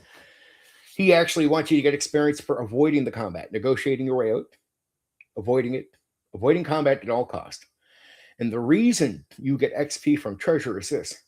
From levels 1 to 3, you should be avoiding almost every fight you can possibly avoid, right? And fights are almost considered like punishment, like consequence. So you shouldn't even be getting into them. And the reason you're getting so much XP for treasure is, and it's so you get your level, and then to manage out, to make sure you don't get too much treasure, you got to go pay for training. So you get enough treasure, and that most of your XP should be treasure, maybe some social interaction between merchant. So you remember it has merchant reaction. So it actually, from OD&D on, they expect you to be doing a lot of talking in character. And that's from talking to faction people, negotiating with monsters to get into fights, and talking to merchants. And avoiding fights also gets you XP. So avoiding, talking, and treasure get you XP from levels 1 to 3. And what do you do with most of your treasure so you don't get an over amount of money? You go to train and you pay for the training. Training's going to cost you quite a bit of money. So is your gear. That's why, unlike all the other prices, like this is cheap, sword is so many gold pieces. What the fuck? Right? So your gear is costly and your training's costly. And that's to make sure you don't get too much wealth, so you don't overkill. And then going beyond level 3, you can start fighting more. Now the permission, and I think I still predicted to this day, is that's why Gary starts a lot of his games at a certain point at level 3, because he's letting you avoid those first 1 to 3 levels, where for the most part you should be avoiding all combat, like every piece of combat you can get into. And if you avoid most combat and you learn from, say, losing characters, but only a few, getting your stick, getting your thing, avoiding traps, being very careful while you do things, you should be able to, most of the time after you become an experienced player, make 1 character and have a good likely chance that you don't get to make 5 and you survive, right? And you just got to realize you're just a farmer. So from levels 1 to 3, you're a farmer who just is not capable of doing most of the stuff. That's why it's expected that you avoid most of it, right? But how did most guys run the game? Most guys, and I mean even some of the YouTubers we know around here, even the way they talk about it, and some of the guys that are well-known Squirrel, they talk about it like combat should be a thing. I know some of them, since I started detailing out what the designers wanted, suddenly they go on their streams and they talk like they've known that the whole time. But if you go back in their history of their talk, they talk like you're supposed to be doing combat right away. It's just dangerous. Suddenly, after I say that that's not what you're supposed to do, suddenly guys who have been around for a while start talking like, oh, yeah, well, yeah, you're supposed to avoid. Yeah, but your streams back here all talk as if you're not supposed to avoid. You just, it's a meat grinder. Most guys just didn't realize it. You just had to read the encounter. And once you read the combat encounters, and most of the guys around, you just read it. It says negotiate. It's telling you to avoid not just the dragon at level 2, but even the kobolds and goblins.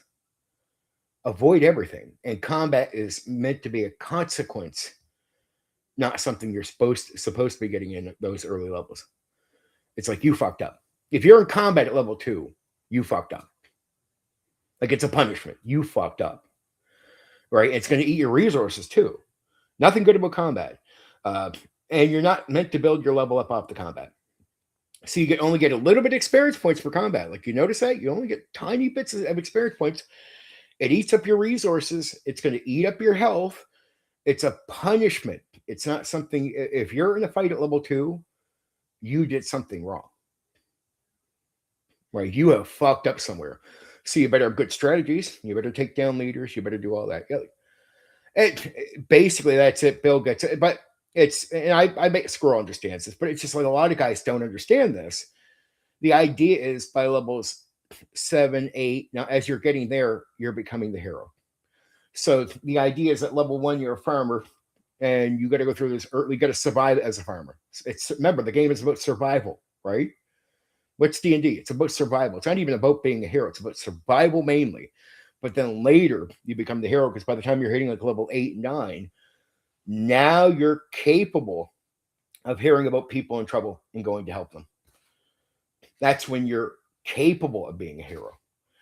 But what's the game always say? If people read it, they just forget this detail. The game is about survival. What does that mean? It means your survival is more important than fighting, right? And once you realize that, you realize AD&D and all these games are not meant to be these meat grinders.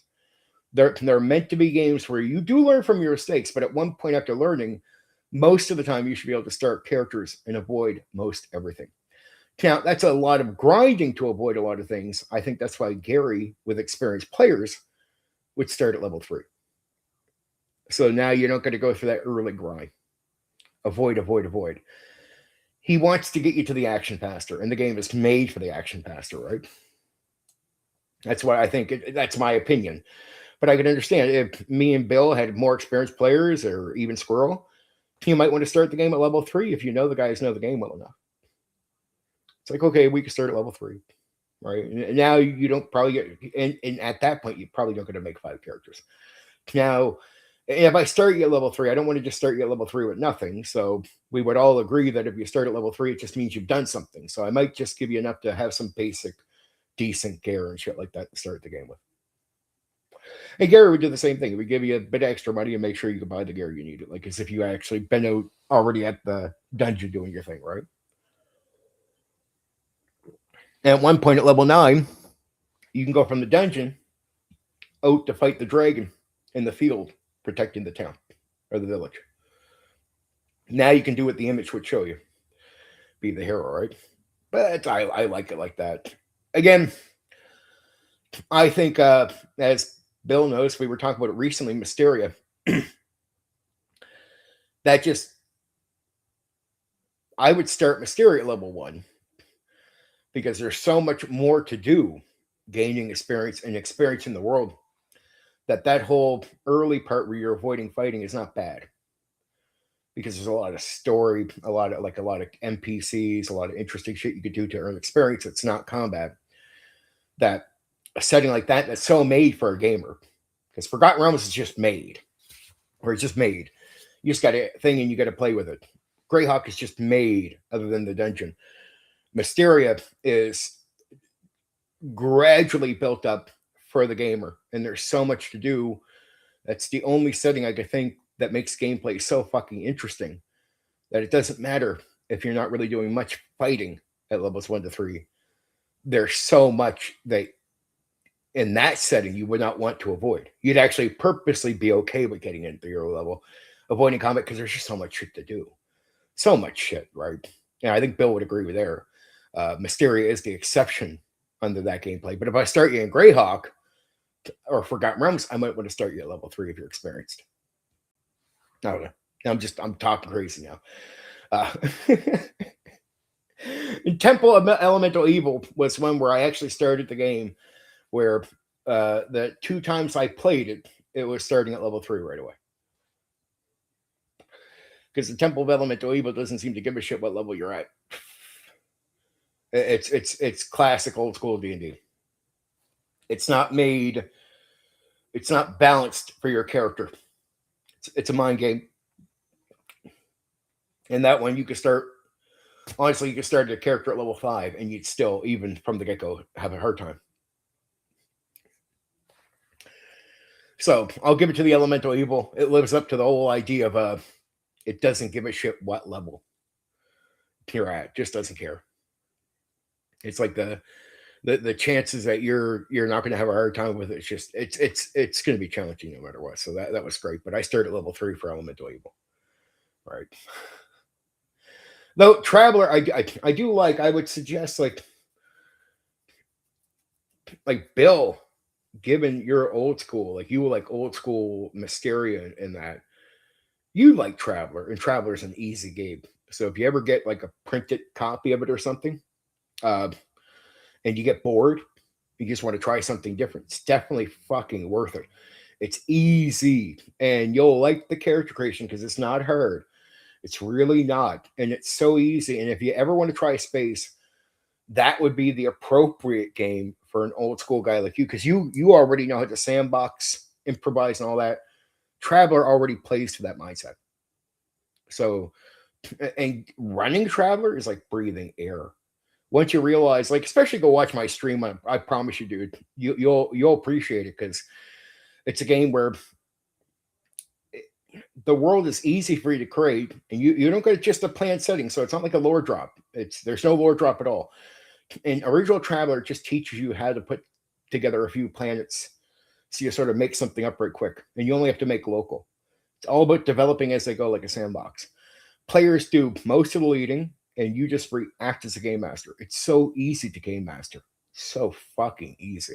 It's not hard, especially if you're a guy who can improvise and you'll fucking love it. And it's space, and it actually makes the spaceship interesting. It actually makes adventuring on the planet interesting. So there's a lot of elements you'd still enjoy just getting off on the planet. So if you ever want to do a space game and you're like Mysteria, you're a Mysteria guy, so you like some of the bizarre, and Traveler will definitely give you a feeling like that. So that's something you should definitely consider trying. Old school Traveler, not all this other shit later. And yeah, there's a guy out there, the RPG Elite, which Philo was talking about, which I would agree. He's a great guy to go check out on Traveler, but he doesn't like fantasy. Me and Bill, especially me and Bill here, love fantasy. I love fantasy, but I love everything. I love everything. I mean, as long as it's cool, I like anything. Right? And I like themes. Like I like space. I like medieval. I like modern day. I like the Castle Falkenstein with the Victorian romance stuff. Uh, I'm just into getting into the mind and exploring it. And some games do it better than others, right? One game I actually do get slightly bored of sometimes when I've tried it is Call of Cthulhu. Well, Traveler is just a longer lasting game. Traveler is a game where you can do a campaign, right? And it's easy. That's the selling point there, Bill. It's easy, and if you're a guy with a mindset for Mysteria, well, it will give you a break. It will give you a break away from Mysteria. It doesn't mean Mysteria is not great, but you can do something similar like that, but it's a lot easier. It's a lot more fun, right? But it's like little things. It teaches you little things. Like, here's a great thing, Bill. If you ever start a group in the sandbox where it's like, say, you're Mysteria, wherever, and sometimes your players are a little stalled. They're sitting at the end, and your players don't know what to do. And you're waiting to see if they figure out what to do. Traveler teaches us something that every game master should just have as a tool in their thing, right? Something up their sleeve, which is create pressures. It's a minor thing, but it's a minor thing a lot of D&D DMs don't think of. Now, some DMs just common sense, they pick this up, but if you don't pick it up through your common sense, it's something that Traveler will drill at you, which is put these small pressures on players. So the idea is that the player is meant to lead the game. They can't just stand around. And if they do stand around, the game will die. So how does Traveler counter the idea of players just, since they have to lead the game, they have to have something to do? It creates it's common sense, but a lot of guys in D&D just don't use it. But it's like common sense pressures. Like they have a spaceship. They have a few days to get it fixed. Or they'll miss jobs. They'll miss something else. Maybe they have a day or something to pay their rent somewhere or to pay a bill they owe. Right? So basically, what the game does is it suggests to you as a game master, to create minor pressures where players need to get up and do something, because waiting around can get them in trouble and miss opportunities. So if you have to pay something in so many days, you got to find some work to get the money. You got to find a way to get the deal done. You got to, your opportunities are there. If you don't, boom. Oh, you'd love that. That's perfect. Traveler is exactly what you'd be looking for. Something easy to learn. Something I think your players would enjoy, because it's definitely not gameplay that would be killer on them. It gives you a lot of freedom, and you could do a campaign with it. And it's not a waste of time at all. Like, you'll appreciate it. It's something you like. It's definitely good advice here. I'm not sending you to a game that wouldn't work for you. I'm sending you to a game that would definitely work for you, right?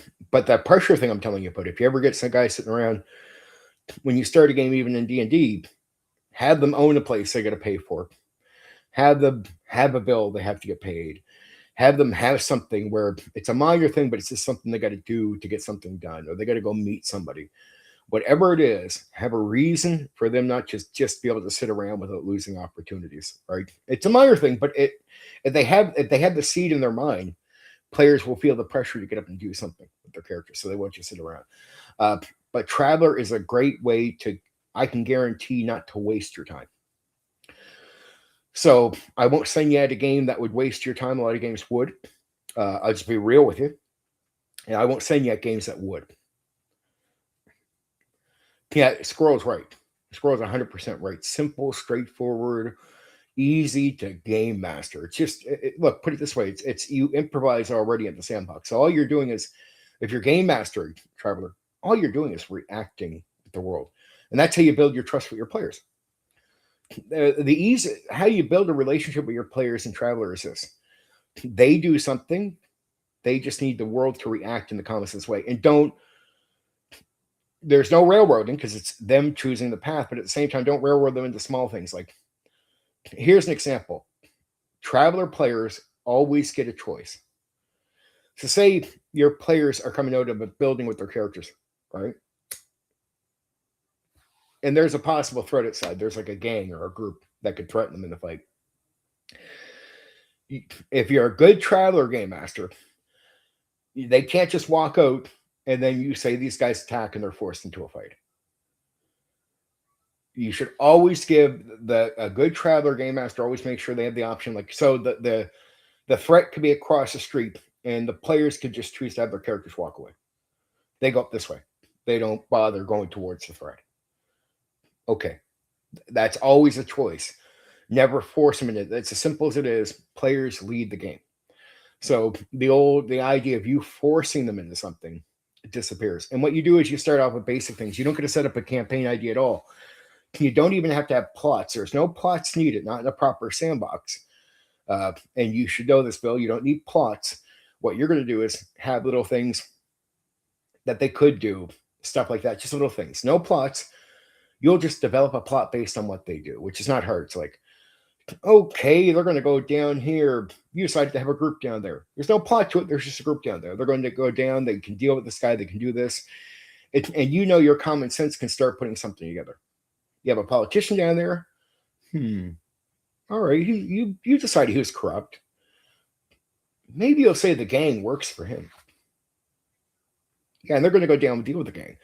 So whatever they're willing to go deal with, you start developing it in your head. It's not hard. It's common sense. And you can go back to that sandbox video I did and just get a reminder for yourself that you don't need a plot for sandbox. So that sandbox video that I did is a great way to just learn how to, that sandboxing is exactly how you run Traveler. So my sandbox video is just describing Traveler is just a sandbox game master game. It's just boom, no pre-adventure, no nothing, little things, and you develop based on what they're doing. And you have the sandbox already, so that's a cool thing, Bill. Since you already know the sandbox, you already know how to run Traveler. You just need to learn how the character creation goes, so your players can go into it, and they can do a minor thing. They can pick their character, roll their stats, pick their character, and then they get a limited amount of things. And then the players have this choice. for every like 4 years they're willing to spend on their character, they can upgrade their character to higher ranks and get more skills and stuff, right? Now they can just choose to start the character the way it is, right? And take, say, a character, they roll good stats, they can just take the character the way it is and start your game. Or they can spend so much of they can spend 4 years, boom, the character. The thing is, they can spend another 4 years. Now, you can limit how much they can do this if you want to. It's freedom of choice with the Game Master stuff. But that's it. Yeah, it's common sense. You just look at what they interact with, just like that sandbox, just like a sandbox. You don't worry about the ideas you have for hooks. You're going to come up with ideas as they go forward, and you got to improvise and you got to make stuff up as you're going. As long as you're okay with just making shit up, you'll start putting it together. And then between sessions, you do what you would do in the proper sandbox. Between sessions, once you go, okay, I'll say he's done this. Because once you say something in the game, you know the deal, Bill, or Squirrel, or anybody listening, you set that in stone. The second you say something as a game master, you make it a reality. What you do is between sessions, you just start making more decisions. It's like, okay, I said that guy was his brother. Okay, what will I have him do? So once you apply things through improvising and making stuff up, you get your between session time and you start developing that just a bit more. Like, okay, I'm going to have this, this, and this. And you go, and you only do so much, because the next session, you got some things already solid, set in stone. You got that built up through ideas between sessions, and you're going to let them go do more shit. And whatever you just come up with as you go is what you do. That's it. It's just not hard. Anybody can do it. You just make a shit up. You're just like, fuck it. I'll have, like, they don't know the mayor is not corrupt, because anything you haven't said is not real. So no matter what you think before, you can think to yourself, the mayor's a good guy. Okay, well, they start playing. And that's what you said privately in your mind. At one point, you decide the mayor is corrupt as shit. Because I tell the DM that's doing a sandboxing or a game master, remember, nothing is real until you say it in game in front of the character. So never be afraid to change something. Never think what you said privately to yourself is in stone. It's whatever you say in the game becomes stone. If a better idea comes to you and you haven't had something pre-planned and you're just willing to make stuff up, go with what you feel. If you feel like, oh yeah, screw it, I'm going to make this mayor corrupt. I'm going to have him be corrupt. Yeah, I'm going to have him do this. He's actually I can join him. I can have the gang here over here working for him. If the idea starts floating into your mind, you can make it a thing. Right? Isn't that lovely when you get to play your creativity and you're playing it to what they're doing? Understand, you're not going to bother thinking about stuff they're not doing. So the players are going over here to deal with these guys. So the players are choosing the path of what they're doing. And all you're doing is making stuff up related to what they're doing. And now in Traveler, you're doing the same thing. A lot of it is doing that, right? A lot of it is just seeing what the players do and then making stuff up as you go. And then between sessions, you get more time to lock down whatever you said. So even if you improvised it in, I'm going to have him be this. I'm going to say this guy is a leader of this. And whatever you think of, you just blurt out. Yeah, I had that guard at the door. Why don't I have the guard tell them they can do this? But there's no rules. There's nothing saying you can't have a guard just suddenly tell them. And then here's what happens. Well, a lot of guys that will run railroads or do stuff like that, they'll get confused as to why players latch on to a certain NPC. Because in a way, Game Master, you should be able to latch on to your own NPCs that you made up. All right, there, Bill. You go take care. Go take care, man. I'll talk to you soon. Remember tomorrow, Elemental Evil.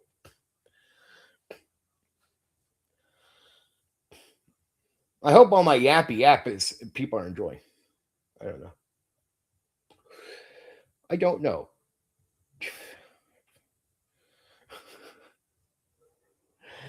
I'm yakking on. I just totally had no plan starting the stream. I literally, here's what I did. I made the stream. I think I posted it like 5 minutes after I made the stream. I posted, I'll be on about an hour or something, within an hour or something. I was like, oh, fuck it. Waited 10 minutes and press start. Yappy Yap is good. Yappy Yap is good. Just top of my head stuff. No plans tonight. And I don't want to talk about the Temple of Elemental Evil because I want to save that for tomorrow. If I start talking about it now, I'll give too much away. I might as well not. If I talk too much now, I might as well not even do the stream tomorrow. So I want to save. I want to save that. I don't want to give too much away on that one at all. I don't want to answer no questions that one. That one is tomorrow. Tomorrow. And then I got my Saturday stream and Didlands too. And that'll actually be good because Black Rose, you sat in on the Savage Worlds members only thing. You actually, even though it's doing the Didlands, and you already, this will actually still be interesting for you. I don't know how much you know about Didlands, the Savage Worlds. We did the Savage Worlds. I know you know a lot about that now, but the Didlands is the setting, and trust me, there's more meat on the bone for the Didlands coverage, right? So you'll appreciate that. Don't think you're just getting a repeat. It'll be good. It'll be good. I promise you. I promise you. It'll be good. Just chilling, trying to make the baby sleepy here. Really sleep several hours, but then baby say, no, F this. Oh, baby. Hey, baby, get some sleep, baby. The baby will snooze. Snoozy snooze, baby. What's up, baby?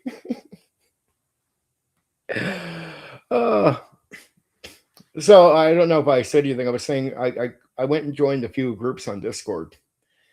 And I hate Discord when you're joining groups because you get these random people that will start like trying to add you and DM you. And it's like 99.9% of them are just fucking, I imagine like somebody from Africa or East India or like India. And they're all like, pictures of like beautiful women, their things. And hey, I'm like, yeah, a woman who looks like you would never be on Discord. So fuck off. Oh, I hear you. I hear you. Even if you catch something afterwards, it's good. But it did land, so be good. But so will Temple of Elemental Evil because I'll be giving the fluff. I'll be giving advice on how to run that, advice on how to play it. Right. So if you're just somebody who's heard about the famous Temple of Elemental Evil, you definitely want to, especially if you consider running it at one point or consider playing it, be good to hear. And if you want to know a lot more meat on the bone than just sort of hearing vague things about it, sorry about any background noise, but if you want to hear something more than vague about the Temple of Elemental Evil, get sort of a better idea of what exactly all that is, it'd be worth listening to. Now, if you're someone who already knows it, what's the fluff background, if you don't know how it came to be, that'd be interesting in my fluff at the start. And then you can hear my advice. So if you're somebody ran it before, maybe and you like running it or you like the whole thing, maybe my talk and advice will inspire you to want to go back and do it again. And maybe I'll say something you never thought of doing before, like, oh yeah, shit, I never thought of doing that when I ran it. Cool, go run it and use this. Or if you played it before and there's just going to be things I give you for a heads up, like if you played it and lost characters before, maybe I'll give you something that will help you go, oh shit, I could do that. Yeah. Right. Now, I don't just cover D&D, but there's some people out there. I know there's a certain section of the hobby that doesn't like talking. It's a very minority of people don't like talking about D&D. I don't have this qualm because unlike some people, I don't just stick to one game. So I can comfortably enjoy D&D and talk about it. It's just, I don't even look at it as D&D. I just like talking about tabletop role-playing games. I don't pigeonhole myself into all this nonsense. Like I don't become a nerd that finds reasons to not like shit. Like Black Rose knows this. I find reasons to love things. Like doing combat in games, I love combat. Doing social interaction, I love social interaction. Doing space, I love space. Doing medieval fantasy, I love medieval fantasy. If we do cowboy western, I love cowboy western. I fall in love with everything. That's why I play all these different, or run and play all these different games when I was younger. Still do with the testing now. 1 second.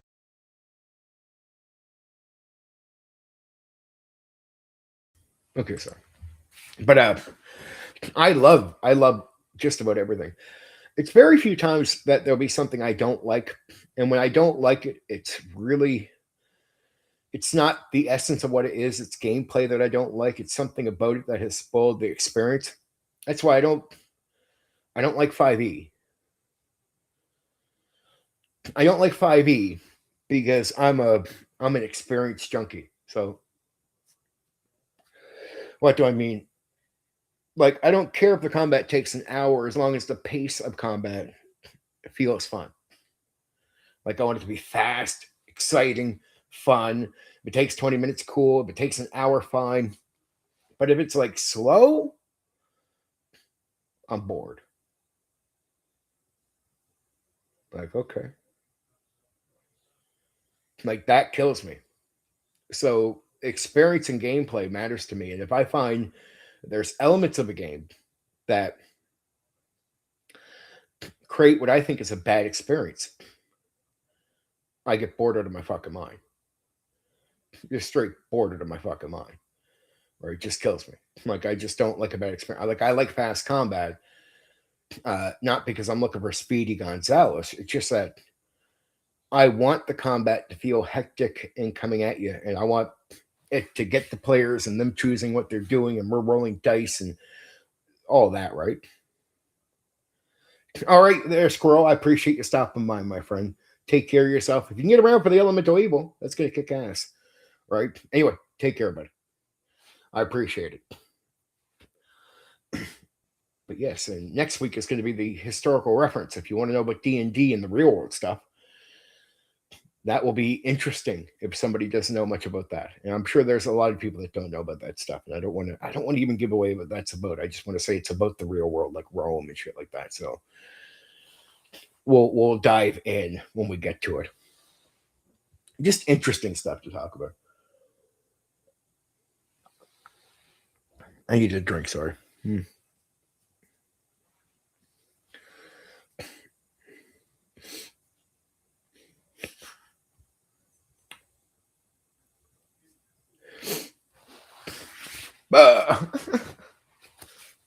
Pokeball.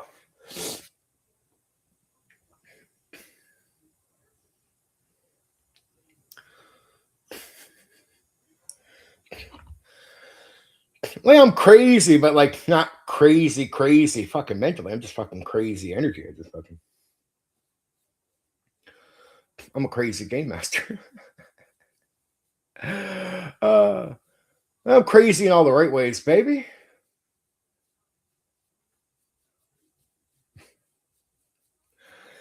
I have a good imagination.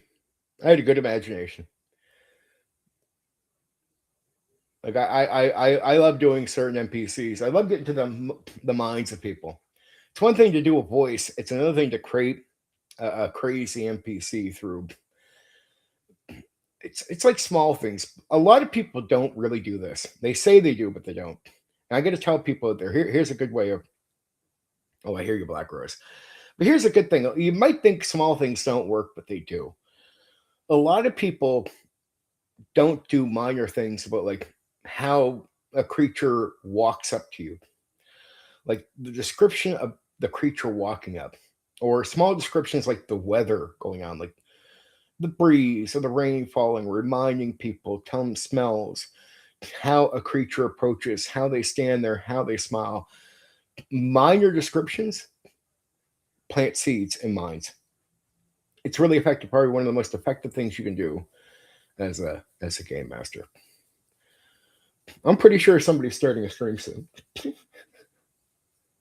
But who knows? Who knows? I'm gonna have one more of these for sure. We'll see. We'll see, Black Rose.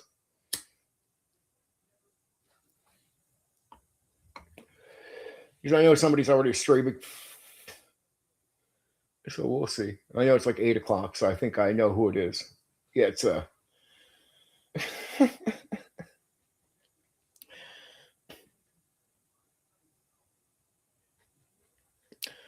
RPG Elite is fine. I think some guys, like I get a lot of heat and a lot of controversy around here. Some guys I think create or just sort of act like they're having controversy come at them because it gets you more attention as a YouTuber. That's like some guys just will say I'm getting attacked when they're not really. Like you'll see somebody disagree with them, and like people are coming at me, but it's like no, nobody's not. But you get attention when people think there's drama going on with you. Me, I get so much drama coming at me. I purposely really do try to avoid it, right? Some guys are desperate for it, but in a way, you want that kind of attention because that means you're making an impact on people. You're making an impact no matter what you're saying, no matter how people are saying it. They know that's an impact. So I'll get tons of haters, but if somebody gets a few haters, they play their hater issue up to be bigger than what it is because they think that it's like I'm a somebody. I got people hating me. I'm like, well, if your standard is that you're somebody, so you got haters, well, fuck, dude. I guess I'm a somebody, extremely somebody, because I get a lot of haters. I love the old school mostly. I wish people weren't. I wish the content creators weren't jealous and didn't hate me the way they do because they have such an influence on that audience and that echo chamber, which is so sad because I hear a lot of them talking, and I've known them over the years. And I'm like, those people talking would enjoy talking with me, even if we disagree. I know they would. I know a lot of the content creators over there would probably like to stream with me, like just shooting the shit, like actually have a good time. And I do great interviews. I don't care what people say. I've even had some of my haters compliment the interviews I was doing with guys from the echo chamber. You know, like they were like, hey, "You actually do good interviews." I'm like, "Yeah, I know. I know you guys would enjoy if I was doing them, but since you make so much hate with me, that in the real world, nobody would ever talk to you if you talk to them that way. So that's why I don't talk to them." But it is a shame sometimes. I do get disappointed with that, no matter how much heat or lies or attacks they do on me. It's probably the most disappointing part is because they're old school and I'm old school. So of course I like talking about topics. So it's not like I miss them. It's I have friends in life. I do all that. So it's like they always read into anything I say like that in the wrong way. Oh, he wishes he can hang out. No, I wish I could talk about the topic with anybody. It's just outside of that, outside of the content creators, there's not a lot of content creators. So I enjoy the interaction with the audience, and there's a lot of people in the audience that are old school that will still shoot the shit with me. But it just means from an echo chamber, I can't, because guys can be jealous too. The audience will sometimes want me to go on the panel. Like certain audience will be like, yeah, we'd like to see Steven go on. But the guys going on the panel don't want me going on. Right. But I'd be good to talk about it. There's I mean, I can pick up panels right now where if you look at the topics and look at what I cover here, I would do a great job on those panels. Like it's just throw that like a recent one I seen with about IPs like Star Wars and Star Trek. Like I got shitloads of experience with that stuff. Like real experience, probably more than everybody on the fucking stream that night the panel. I mean, I'm not even bragging. I probably have more experience with that stuff than all the guys that were on the panel combined. So you combine them, they don't have half the experience I have with that stuff. So I'm like, okay, you guys know a little bit about Star Wars. Well, I know a lot as far as the role playing game. And I have shitloads of experience running the role playing game. So I probably would have, it's not even a brag, it's not an ego thing. It's just, I think I would have been really good on that panel. Go where they're talking about multiple, oh, what about non D&D TTRPGs? Dude, I'm here. I'd be good at talking about this stuff, and I can go on and go on and go on. Like, you don't have to worry about me lacking for saying something. Like, if I'm on a panel and you're like, okay, Steven, I have to make sure to just slow myself down to give other people time to talk. Because I can go. Baby, I can fucking go. Like a machine. Yeah, so it can just be disappointing. It's not the individuals that I care about so much. It's just sometimes it's that conversation that I can be like, it's not, guys, sorry, you're not that special. Sorry, get it out of your fucking heads. You're not that special. You are not that special to begin with. I just want to be clear. You're not. But the discussion I'm attracted to, but that could be with anybody. I say this stuff in all these fucking little pinheads, their heads fucking grow like this big. See, he wants to talk to us. It's not you, dude.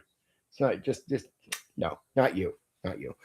I like conversations. I'm a motor mouth. I like talking about games. So but the only thing. I like doing the interviews. I don't mind. I actually find that fun getting to know different things about different people. And I'm pretty good at them. Uh, and a lot of the audience, I see what they're saying to guys. They ask questions where I'm like, I could answer that. I could answer that. Fuck, I could answer that. Shit, you should want to talk to me. I can answer all that shit. And the guy they're talking to has no good answers for any of the fucking questions coming at him. I'm just like, I do. I do. I get all the answers, baby. So sometimes it's not even most of the audience in the echo chamber that hates me. Yeah, I think I'm just about at the end here, Black Rose. I appreciate it. Love your brother. Take care of yourself. I hope I help kill some time for you. Go get some sleep, man. If you can make it, Elemental Evil tomorrow night. Take care for now. Yeah, I'm probably gonna be popping off in a minute here because I know there's another person burning away. But I guess some people still watching. I hope you guys are gonna be here for the I'll go over the things I have before I so we know what's coming up. Just so we know what's coming up, because I got like a few interesting streams this weekend on top of the Temple of Elemental Evil tomorrow. Oh, and if you do bother to watch my movie stuff, I'll probably do a video tomorrow, but also on Friday, I'll be talking about the Backrooms 2026. And that's on the other channel. So let's see here. I have Temple of Elemental Evil tomorrow, but on Saturday, I have Prince Valiant. I'm not going to tell you about it. You can look it up if you want, but just say that's going to be an interesting one. Prince Valiant. And then Deadlands. And if you know Savage Worlds, it's the setting Savage Worlds uses. So Deadlands. Now, if you're a member, and I know I know Black Rose is going to be here. If one of the other KFC guys or the Paladin guys around, on the 24th, I am doing Hollow Earth Expedition. So if you're a member, you'll be able to see that. The next D&D one after Temple Elemental Evil is a historical reference series. That's about like Rome and like real world stuff. The last 2 games of the month I'm covering on the 27th on Saturday is going to be, and they're both conspiracy related TTRPGs. So they focus on conspiracy theory. Is Unknown Armies on the 27th, and then Tribe 8 on the 28th on a Sunday. And of course, my last stream of this month will be off script. It's going to be fun. It will be the funs.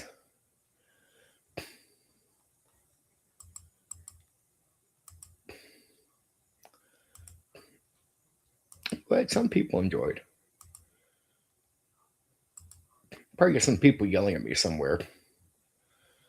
Like, you're a cracker. We hate your new video. I guess that right-wing video thing, people are not happy with me on that one. I'm like, dude, I didn't say no names. Shit was bugging me, so I talked about it. Not crazy, just bugging me. So I talked about it. It's like no heat's coming your way. Other than you being in that circle, nobody watches me. Barely anybody knows who the fuck you are. Oh, thank you, Coochie. I thought I took off your thing and the other thing. I got to start watching the YouTube stuff. I thought I had you. Sorry about that, Coochie. Yes, I actually took you off block. Appreciate that. Can't stand a player takes 10 minutes to end their turn. Agree. A good player should know their character go and do before his turn. Okay, well, the Temple of Elemental Evil. Yes, I'll be giving some advice for how to run it. Advice you could even give to your players to how they might want to approach it. And just giving you the fluff. So even if you know it, it might just get you inspired to want to do it. I can hype that shit up.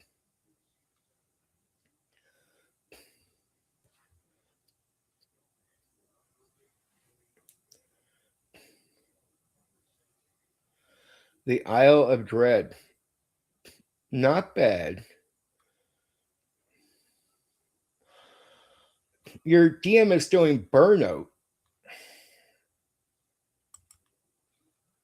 I just don't know your selection of games there, dude.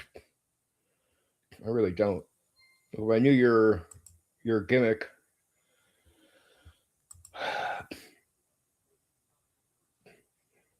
he's not going to want to do Traveler. Have you seen? Well, I know, Coochie. You've been watching the Mysteria coverage. That would, I mean, geez, you can get a good 20 sessions out of that easy. And it'd be something where, here's what I would do, Coochie. Start reading up on Mysteria. Start one. Just tell the guys this. I'll start it. We'll do 10 or so sessions. And then we'll go back to us playing. But the next time he has a burnout, we'll just pick back up and go right back to that one. So you don't got to do a short run. You could do a campaign, but the idea is it's just a campaign you keep picking back up on. Every time your guy needs a break, right? It's one idea. The Traveler thing is good. Call of Cthulhu is always a good filler.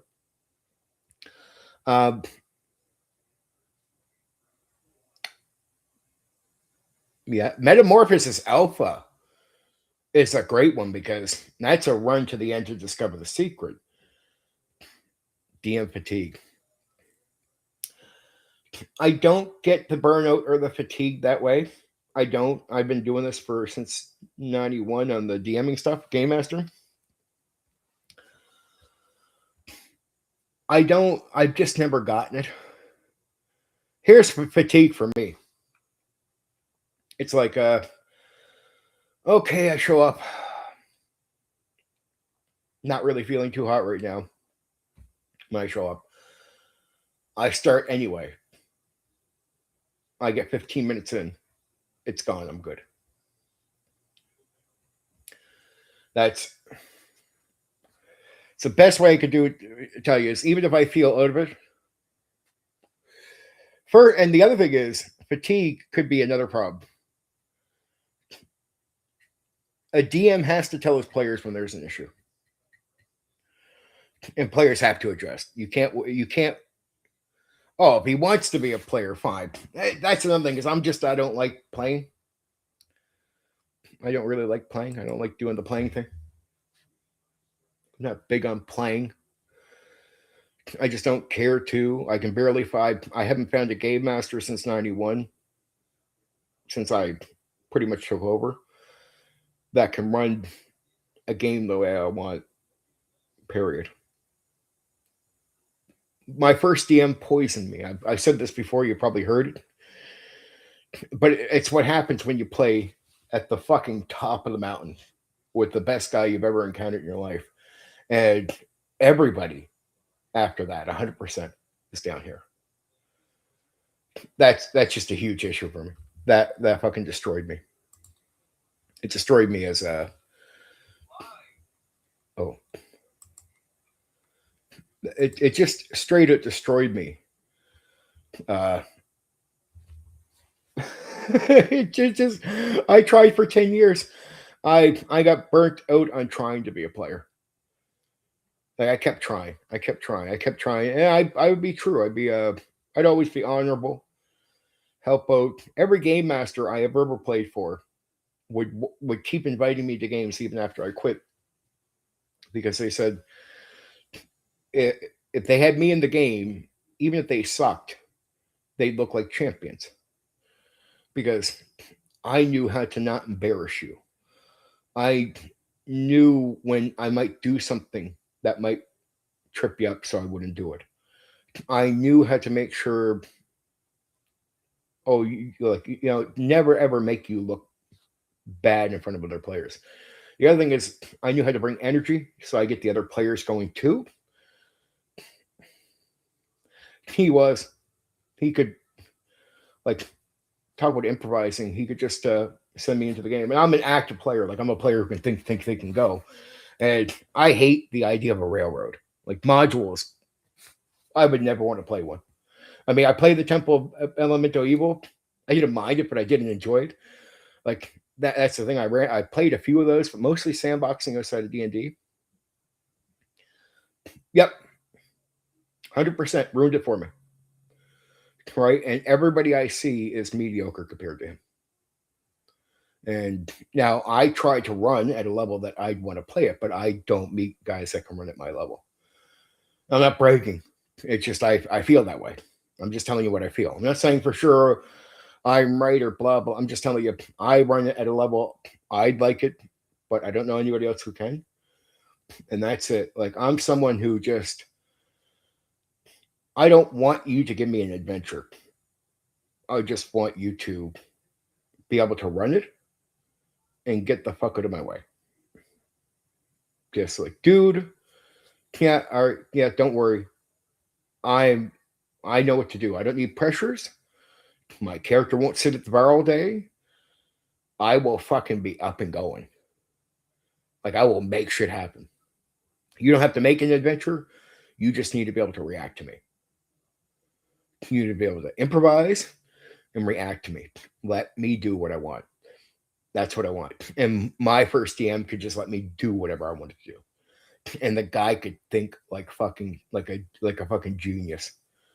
You would I'd be like, I remember early on saying like after my first session, he let us do whatever he wanted. How did he know all this stuff?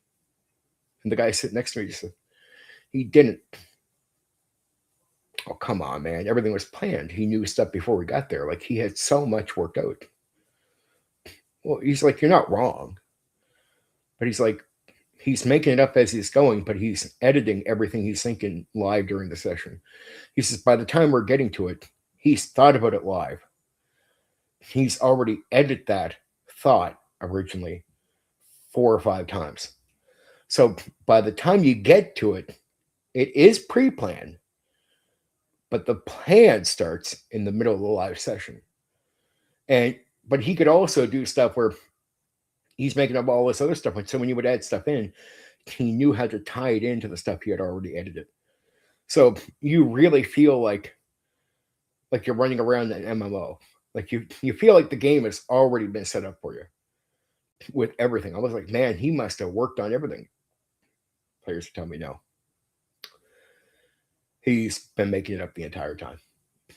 Now he'll work on some stuff between the sessions, but he could just go. My DM could just go like casually get up in the morning. I'll be like, can you run a session for us? Yeah. Like right now? Sure, why not? And then just run. No prep, no nothing, and go. And run it like a fucking champion, dude. And it would blow your fucking mind. And whatever you wanted to do, you could do. When I say freedom, I mean absolute fucking freedom. Like freedom on a level you don't get at all with railroads or anything. And so sandboxing and that freedom became a big thing for me because I want to be able to run a game where I could run into a person like myself and go, okay, you're a hot thinker, right? Yeah. I can go with you. Let's go. I can just get it. I swear to fuck. Give me D&D, especially with second edition. I could walk in a room and have nothing. And you just be like, Steven, can you run a session for us right now? Yeah. I can run it for 10 hours. And I promise you, my players don't know. They're convinced I have everything planned. Like, especially new guys. They will not fucking know. Because I think just as fast. I can edit things in my mind. And I work on things in between. And that's it. I'm just really good at just making shit. I make quick decisions in my mind. Really, I know how to take my mind from generalization. Like you're going to do this. Okay. It could be 20,000 things. Okay, I won't do that. I won't do that. I won't do it now. I'll do that. Stand to these 3 things. I'll pick that one. Okay. Edit. Okay. I can do that really quick. And I know how to make decisions fast and cut my thinking down. Two, go. And then I'm good at just having fun improvising. Like I love being creative. I actually enjoy doing it. So it's like I love like when I did the sandbox talk, it's like I like that. Second edition D&D, AD&D. And I'm finishing up soon a World of Darkness game, which again is a lot of sandbox World of Darkness I like a lot. Um, I really love World of Darkness, especially if you get the right players for it. But yeah, it's another thing. It's just yeah, but that's all. I like doing that. That's why I like the Traveler too with the sandbox. I love the freedom of just going with my mind. Though I can be really strict about things like I don't like unnecessary things. I don't like unnecessary talk. It's like the it's like the talk I had about Star Wars the other day. I can give you Star Wars in the gray zone and make it feel like Star Wars, and you'll be satisfied. And I won't break whatever Star Wars is. But if you feel it's Star Wars and you're having a good time, and there's no reason to bring up a thing, because how DMs or game masters take things is if you bring them up when it's unnecessary, it's like a complaint when there's no reason to complain. Uh, I don't ever want to hear a complaint or anybody talk to me like there's some issue when there's no issue. I don't like that. Uh, I like players that are going to focus and play the game. And at my age, at 46, I've got no time for mediocre play game stuff. And I don't like jumping in games half-ass either. Even if I'm going to improvise, it has to be with players that I'm good with. So it has to be that. It has to be players I'm okay with to do that with, right? And like if I know the player's good. But I don't like to rush into games carelessly with players that are going to play stupid. Like, oh, the game is all about me. Is it? Okay, I'll have one talk with you. Stop that right now. You keep playing that way, you're gone. Get off my fucking table. Goodbye. I just don't give a shit. I'm so picky now. I don't care no more. I'm at the stage where I don't care anymore. I don't care, especially in person. I can fill up, like, even though online the guys will always make up bullshit. He can't fill up a game. Well, yeah, if you're spreading fucking lies about me and everything else to the one, some just towards some of the players that think lies about me and everything else, I'm like, what am I supposed to do? Even if I say I'm a good, I can run this. Well, you went and ripped off Bill.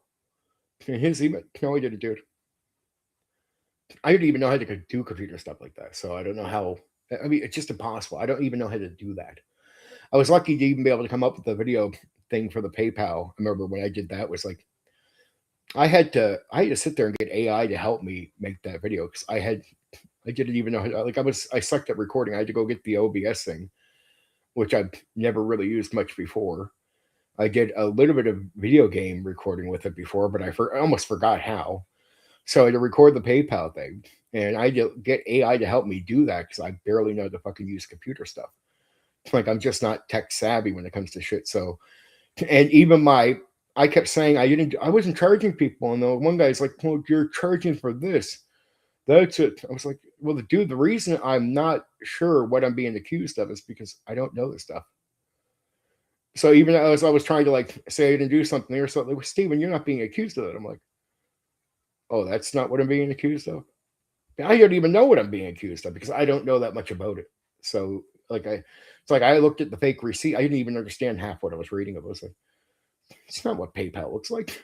When I first seen the image, I just was like, and then somebody was like, that's off a phone or something. I'm like, oh, well, I do all my stuff on the PC, but I only like sign into PayPal and barely use it for anything.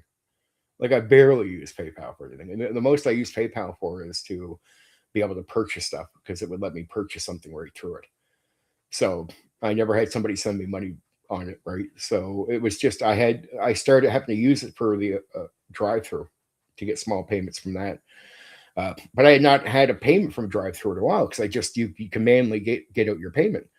So one guy told me you want to do a recording of your PayPal history because you can't edit that. I'm like, cool. He's like, so if you show their history and there's no $200 in there, and that will prove to people that you didn't do anything. He's like, just don't do an edit on the video. So when you do the video, the recording with the OBS, you got to scroll up and scroll down. You got to do it all live. So I do that piece. I go up, I scroll up, down, scroll down, and there's no $200 there at all because I hadn't received $200.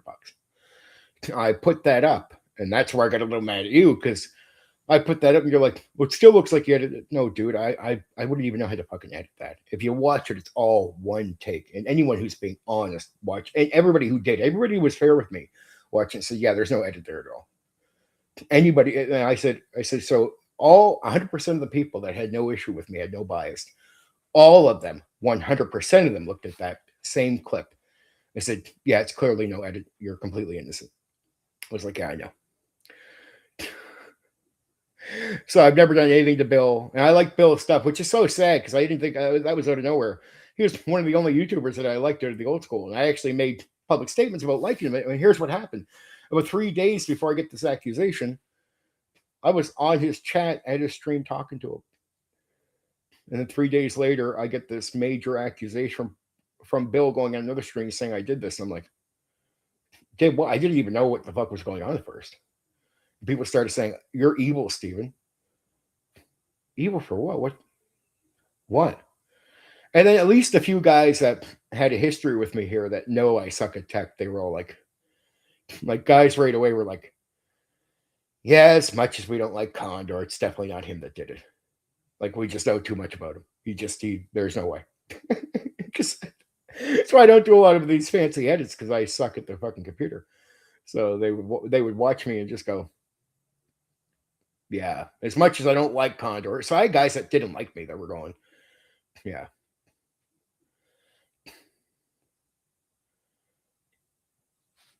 Game Storm were so loud, distracting with MTG players. I don't see public gaming for me. When I say public gaming, I don't know if you know what I mean. Like, public gaming is just meeting strangers, and you can play at places where there's going to be quiet, but it's usually not at a store. It'd be like a library, or you start bringing players to your place, or you go to their places. So that's quiet. Churches could be helpful. Yeah. So, what are you running these days, or where? Well, I run it mostly at one of the guys' houses, right?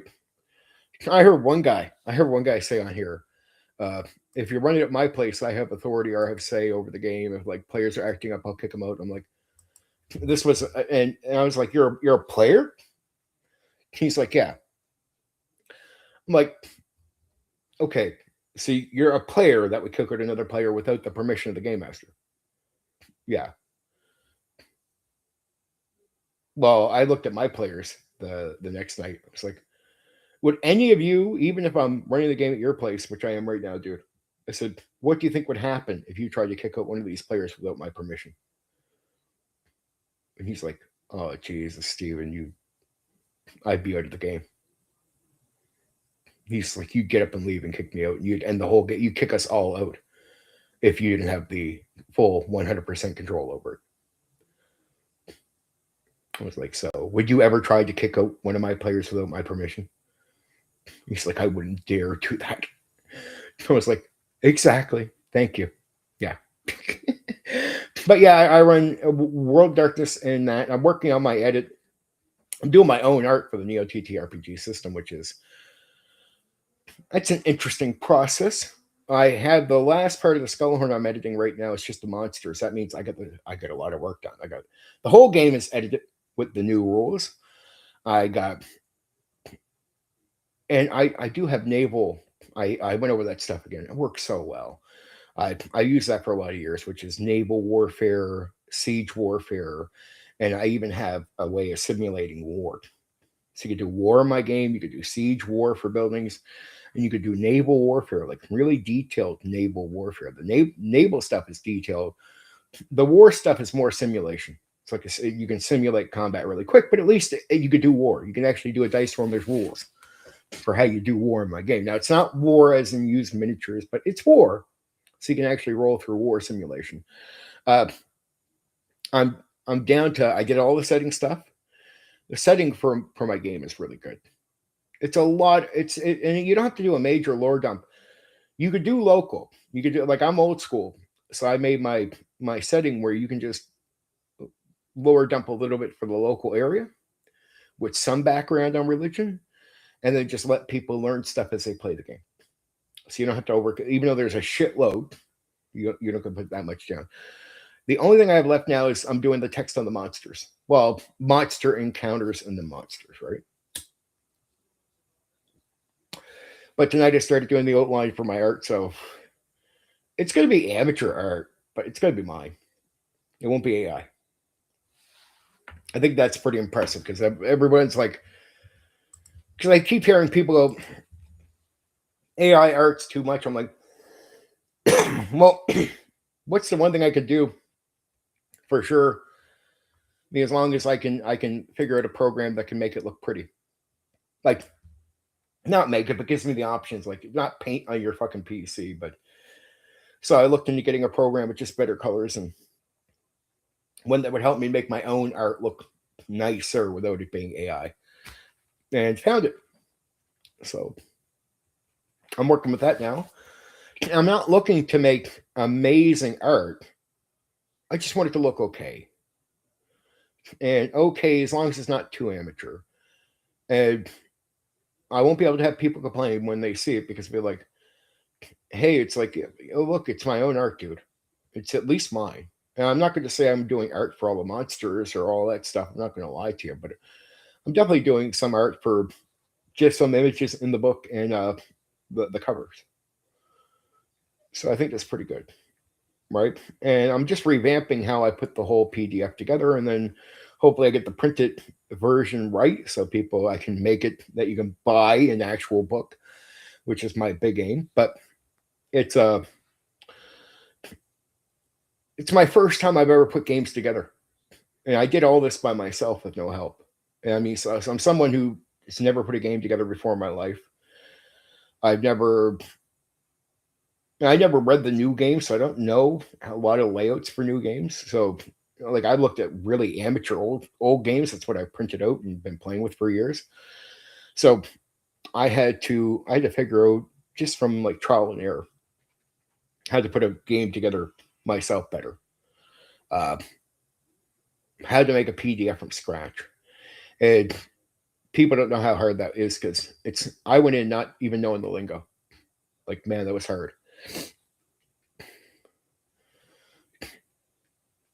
A lot of people are that are indifferent or against it, or some people don't care at all. Me, I realize, you know what? Why not just say fucking and do my own? At the very least, you can't complain about that. And also, what I've noticed this coochie is most people that pretend to care about AI art, I don't think they give a shit. I think they just wanted something to cry about. I mean, most people. I remember when they cried to me about the AI art in my PDF at first. So think about this. I go ahead and I take my PDF apart. I do an update. And I had a ton of art in it for the monsters and everything. I took out everything except for the cover. So I took out probably, around 120 images, like around there, was in the book outside of the cover. And I had so many images because I had all the images for different areas, like equipment and that, but then I had images for every single monster, stuff like that. So I had 120 images on top of the cover. I took out the 120 some images. A lot of people don't care about the personal use, but some people get crazy about that for whatever reason too. But even if they can get around the personal use, it was people were mad at me for putting it in a product to sell. So I took out 120 some images. The people that complained to me didn't say a word. That's when I realized nobody who complained cared. So I'm like, you just wanted to bitch. I'm like, yeah. I'm not a good artist either, Philo, but you want to know what? I just got to be real with people. I can do something basic if I can just learn a program to make colors look okay. I can do basic stuff, but it's how do I make basic amateur stuff not look so amateur? Like I could do my maps. how could I just didn't know how to make them look prettier. Uh, so I'm going to the point where I get them to look prettier, but I'm also, I look at my game as a bit mix of old school. So old school art, a lot of it is authentic, rough looking. I said to myself, well, I can't be perfect, but could I make something look okay? And compared to the complaints about AI art, shouldn't it be more appealing if it's not AI art?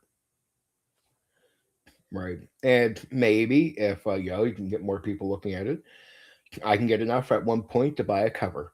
I can get a proper cover paid for by somebody, right? Oh yeah, art can be very important, but the AI art is so, you get so many complaints, and I got haters out there, guys, too. Like I get an unfair treatment, like Coochie and Philo. I put my games out, and I get negative reviews before anybody could read 7 pages, and they lied. Like the reviews are these detailed reviews where 70% of the review is actually incorrect information put on my games, like right on to Drive Through RPG on purpose. So I had haters that were telling me before I put the game out. They told me before they ever seen the game they were going to give me bad reviews. Told me straight out in public, didn't give a fuck. They told me without even hiding it, right? We're going to bomb your game. And they kept their word. The second I put it out, I had about 6 different people making videos in 24 hours that had no time to read the game at all or even try it or anything. Which, to review a game, you would expect somebody would at least try the game or be honest that they didn't try it. And they all said the game was shit. I was like, well, I game tested that game for 15 years and it works fucking like mint. I mean, I can bring Trevor around, who's actually played the game for like fucking over 10 years with me, and he loves the game, right? But I mean, I did game testing on that game and it works fucking beautiful. Right, definitely got to put it together well, but I mean, just on personal use, I love it. And I game tested it for 15 years. It works like a fucking champion.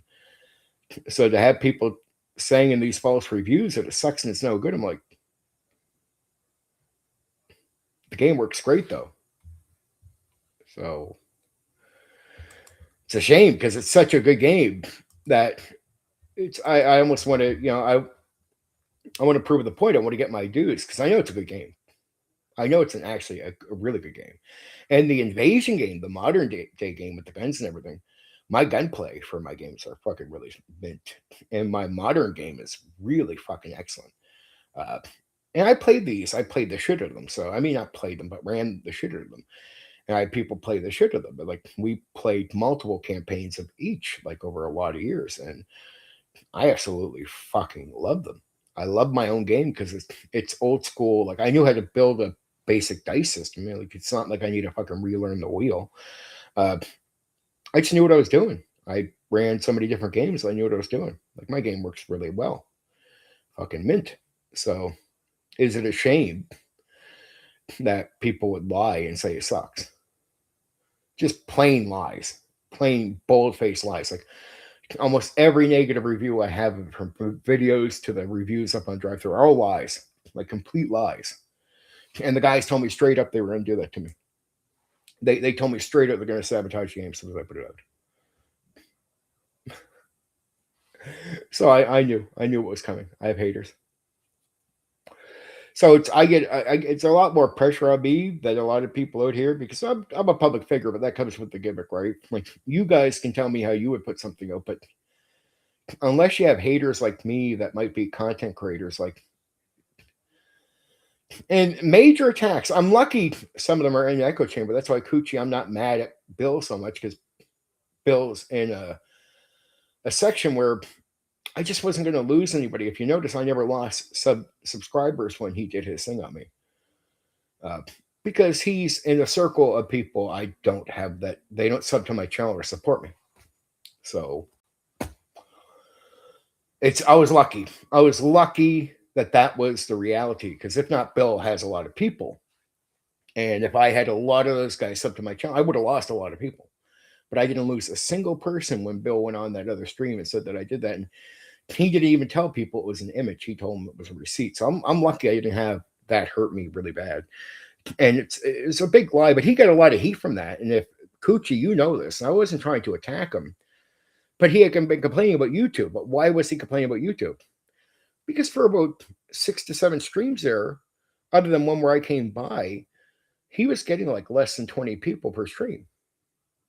I'm not making that. I'm not saying his YouTube name because my people don't know who he is. I don't send them that way. I'm not going to say other than what I said about, but he was getting about 13 people. A lot of people following him. He's like, he complains about YouTube being the reason that was happening to him.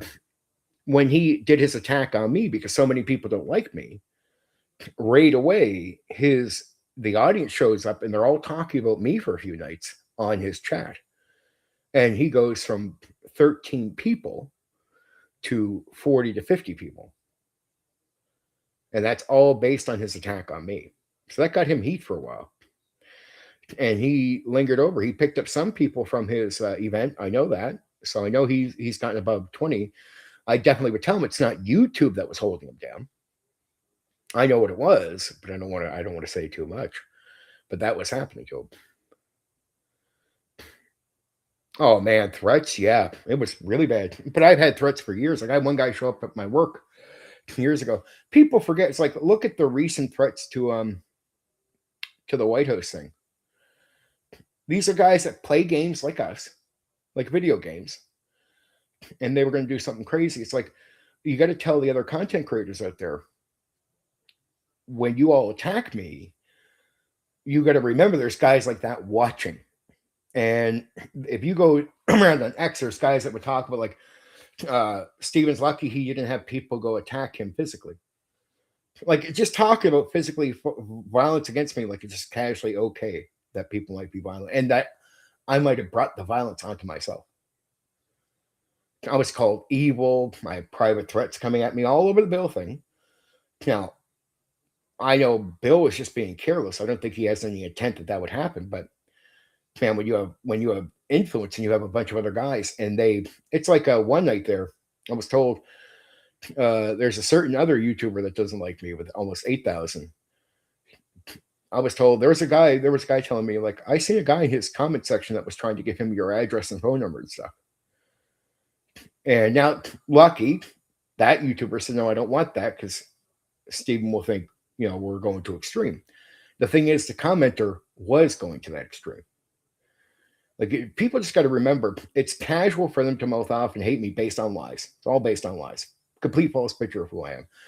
But they forget that there's people in their audience that are on the edge. And you never know if people think they have permission from you, it's okay to attack me. Like I'm evil. Remember when they were calling me evil based on the Bill thing? Do you know how many guys were talking about giving out my address so somebody would come to my home and deal with me? I had DMs where it's like people are telling me they're coming to my home to deal with me. Over the Bill thing. Over what Bill said on the other stream. Because they thought I was evil. I was fucking Bill, so they were going to come to my home and deal with me. Yeah, I had a lot of those. But if I tell people that, they'll tell me I'm a liar too. He's lying. I got the threats. I don't know what to tell you. But I mean, that happened 7 years ago too, when they were doing a bunch of streams on me. That's around the time I had that guy show up at a job I had, and he was going to attack me at a job. He showed right up at the job because somebody watched them. And since there was I think it was almost 8 to 10 YouTubers all attacking me for weeks on end, nonstop, he thought that they would be supportive of him. I remember Mr. Scott Garibay, they were attacking Scott Garibay so much that I had to report this guy. A guy came to I had done a one critical video disagreeing with an idea Scott had, but I didn't attack him personally. I didn't do what they did. But I was disagreeing with an idea he had. Guy says, basically, he wants to end Scott Garibay in my comment section. So right away, I said, well, screw that. I fucking reported him right away to YouTube.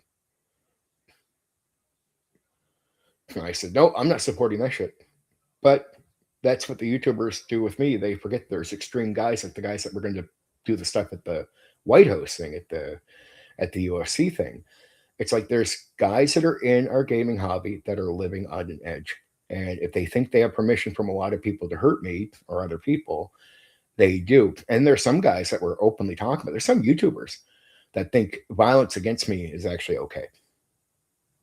And they were lying about the Bill thing, putting other images up saying I was attacking this young woman who I never attacked at all in my life. I have no issue with her at all. She was the one who went a little crazy at the end of our talk and said, okay, I'll fuck off. And they were putting an image out of me mouthing off at her, but it's an image with me with short hair. And the woman was going along with it, which was crazy because I know who it is.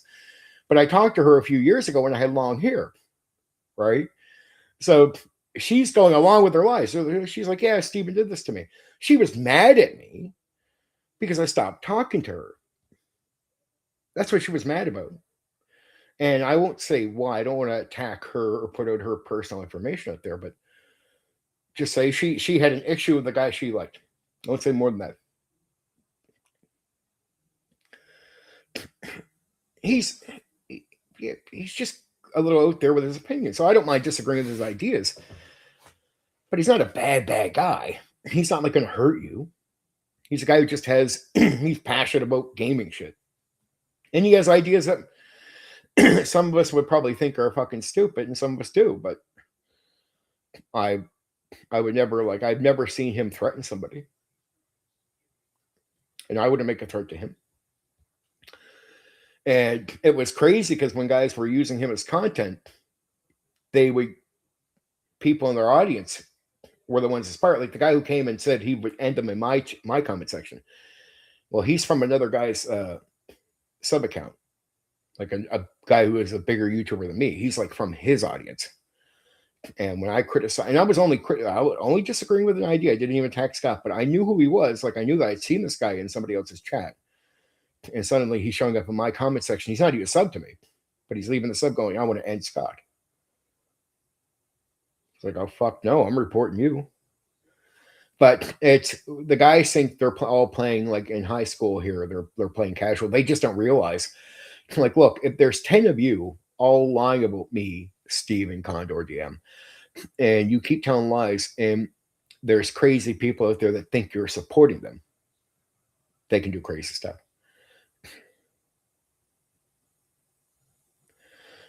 Yeah, because really, Scott's just a guy who's just going to be passionate about gaming. I believe that.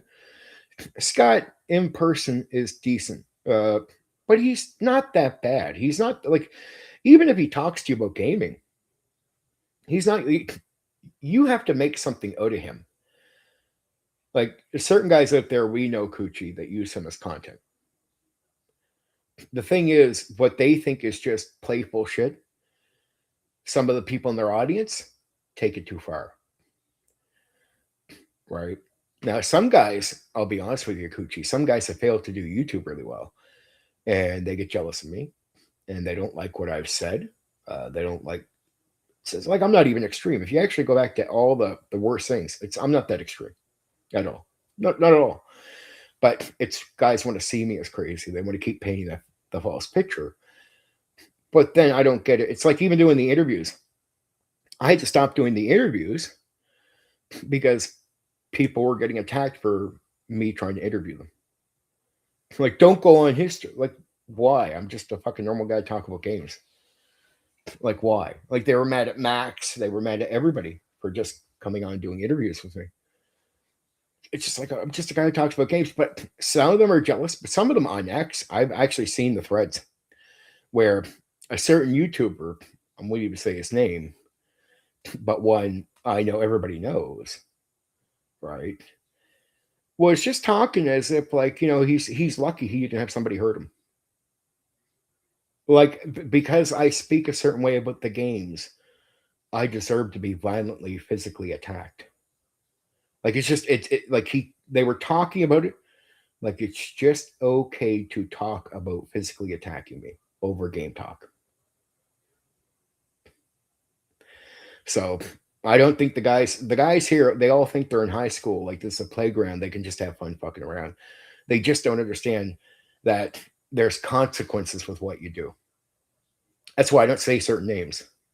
I appreciate that. But you notice how even I mentioned Mr. Bill. You notice how I'm not saying anything but his YouTube name. You notice I'm not mentioning other YouTubers' names? Like, I just don't do that. I just don't start that. Like, I don't lead people. Now, sometimes in the past, I've directly, if it's just responding, but it gets crazy here. Like, cause, and so much of the audience plays along with it too. It's like, imagine this, Coochie. There'll be a YouTuber out there with a bigger channel than me. He would do like 15 streams on me in a row. Like, and not streams on me, but in the streams, he's mouthing off about me, right? Attack for like 15 streams. I swear, I do a 5-minute video responding to 15 streams. And I'm not even like, it's not even an extreme thing. I'm just hitting back at him, like, ha ha ha, laughing at that guy, saying I don't care. Well, everybody around him would act like I went crazy and I'm starting drama and attacking somebody. But it's the delusion that they're living in. It's like, what? So the 15 streams where he attacked me, that doesn't count? They would act like he was completely innocent. Right? I have guys now that will talk about me almost every time they do a stream or talk in public, talk shit about me. And if I say something even slightly back to them, now some guys just want the heat from me. Like, some guys won't laugh about me because they hope I respond, so they get more attention. Because they know I get attention. Like, look at when I went on DM Bloodworth's channel. There are guys with almost 10,000 subs. They can go on somebody's channel, like a guy named James. They go on his channel, and you might get 8 likes. Yet the guy who's going on has like almost 10,000 subs. If he's as popular as he thinks he is, he should be getting more. I went and did it on DM Bloodworth's stream, not just the interview I did with DM Bloodworth, but where I went on his own stream. And there's almost 40 likes, I think, on that, just on me talking, where he does the interview, where he interviews me. I'm like, yeah, because I get attention, right? People forget. It's like the only reason, it's like I play heel, so it's hard to be fair to me. It's like a lot of people know me. Well, you only have 1,000 subs. A lot of people know me. Some people give it away when they talk too. I love I'll say one YouTuber because it's all innocent. I don't have no beef with them. T-shirt historian. He's accidentally said a few times when I'll go in his chat and I'll say something. He's like, "Oh man, it's the famous Condor DM," because people like that know I have a reputation and they know I'm well known. So sometimes my numbers don't reflect how well known I am or how much impact I have.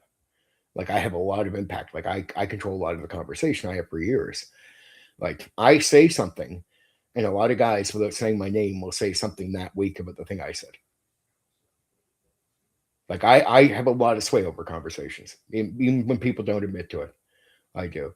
And some people are so scared to give me any sway.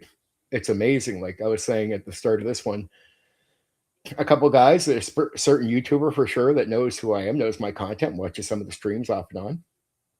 They're talking about, man, there's nobody out there, not like every guy out there is just doing D&D content. None of them are doing non-D&D content, like non-D&D games. Yet, Coochie, you've been watching my stuff. I've been covering shitloads of non-Dungeons and Dragons games. The guy can't even say my name. And they believe some of the lies. Like, they believe I attacked a certain woman that I didn't attack. So I'm a bad person, even though I didn't do anything to her. They believe I did the receipt thing.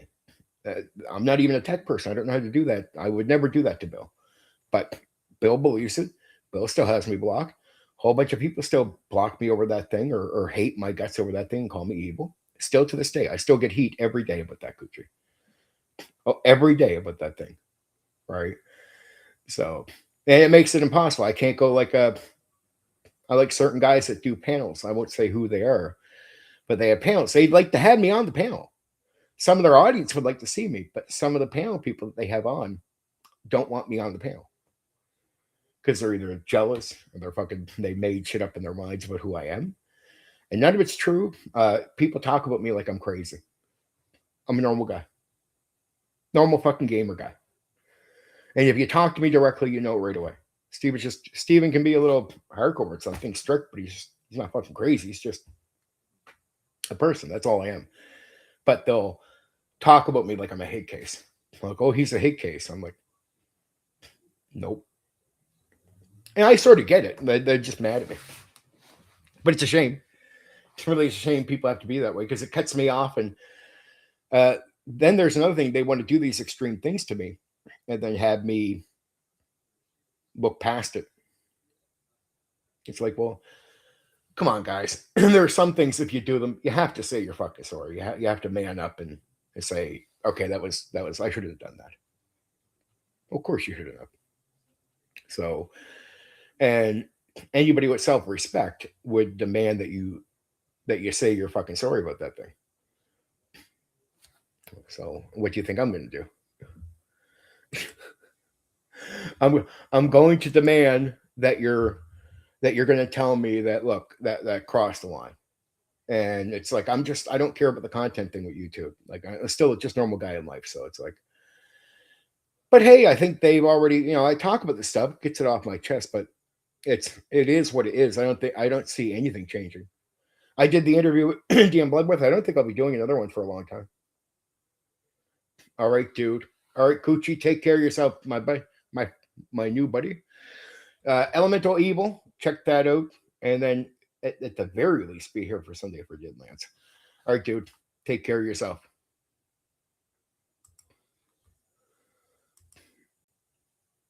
That's almost 3 hours, guys. And I did. I'll be honest with you guys. I did 3 hours last night. Quite happy. I think that's it. I know there's another big stream on tonight, so I think that'll be it. Tomorrow night, Temple of Elemental Evil. I'll talk to you all then. Philo, take care of yourself. Love you. Love you, everybody else. Take care.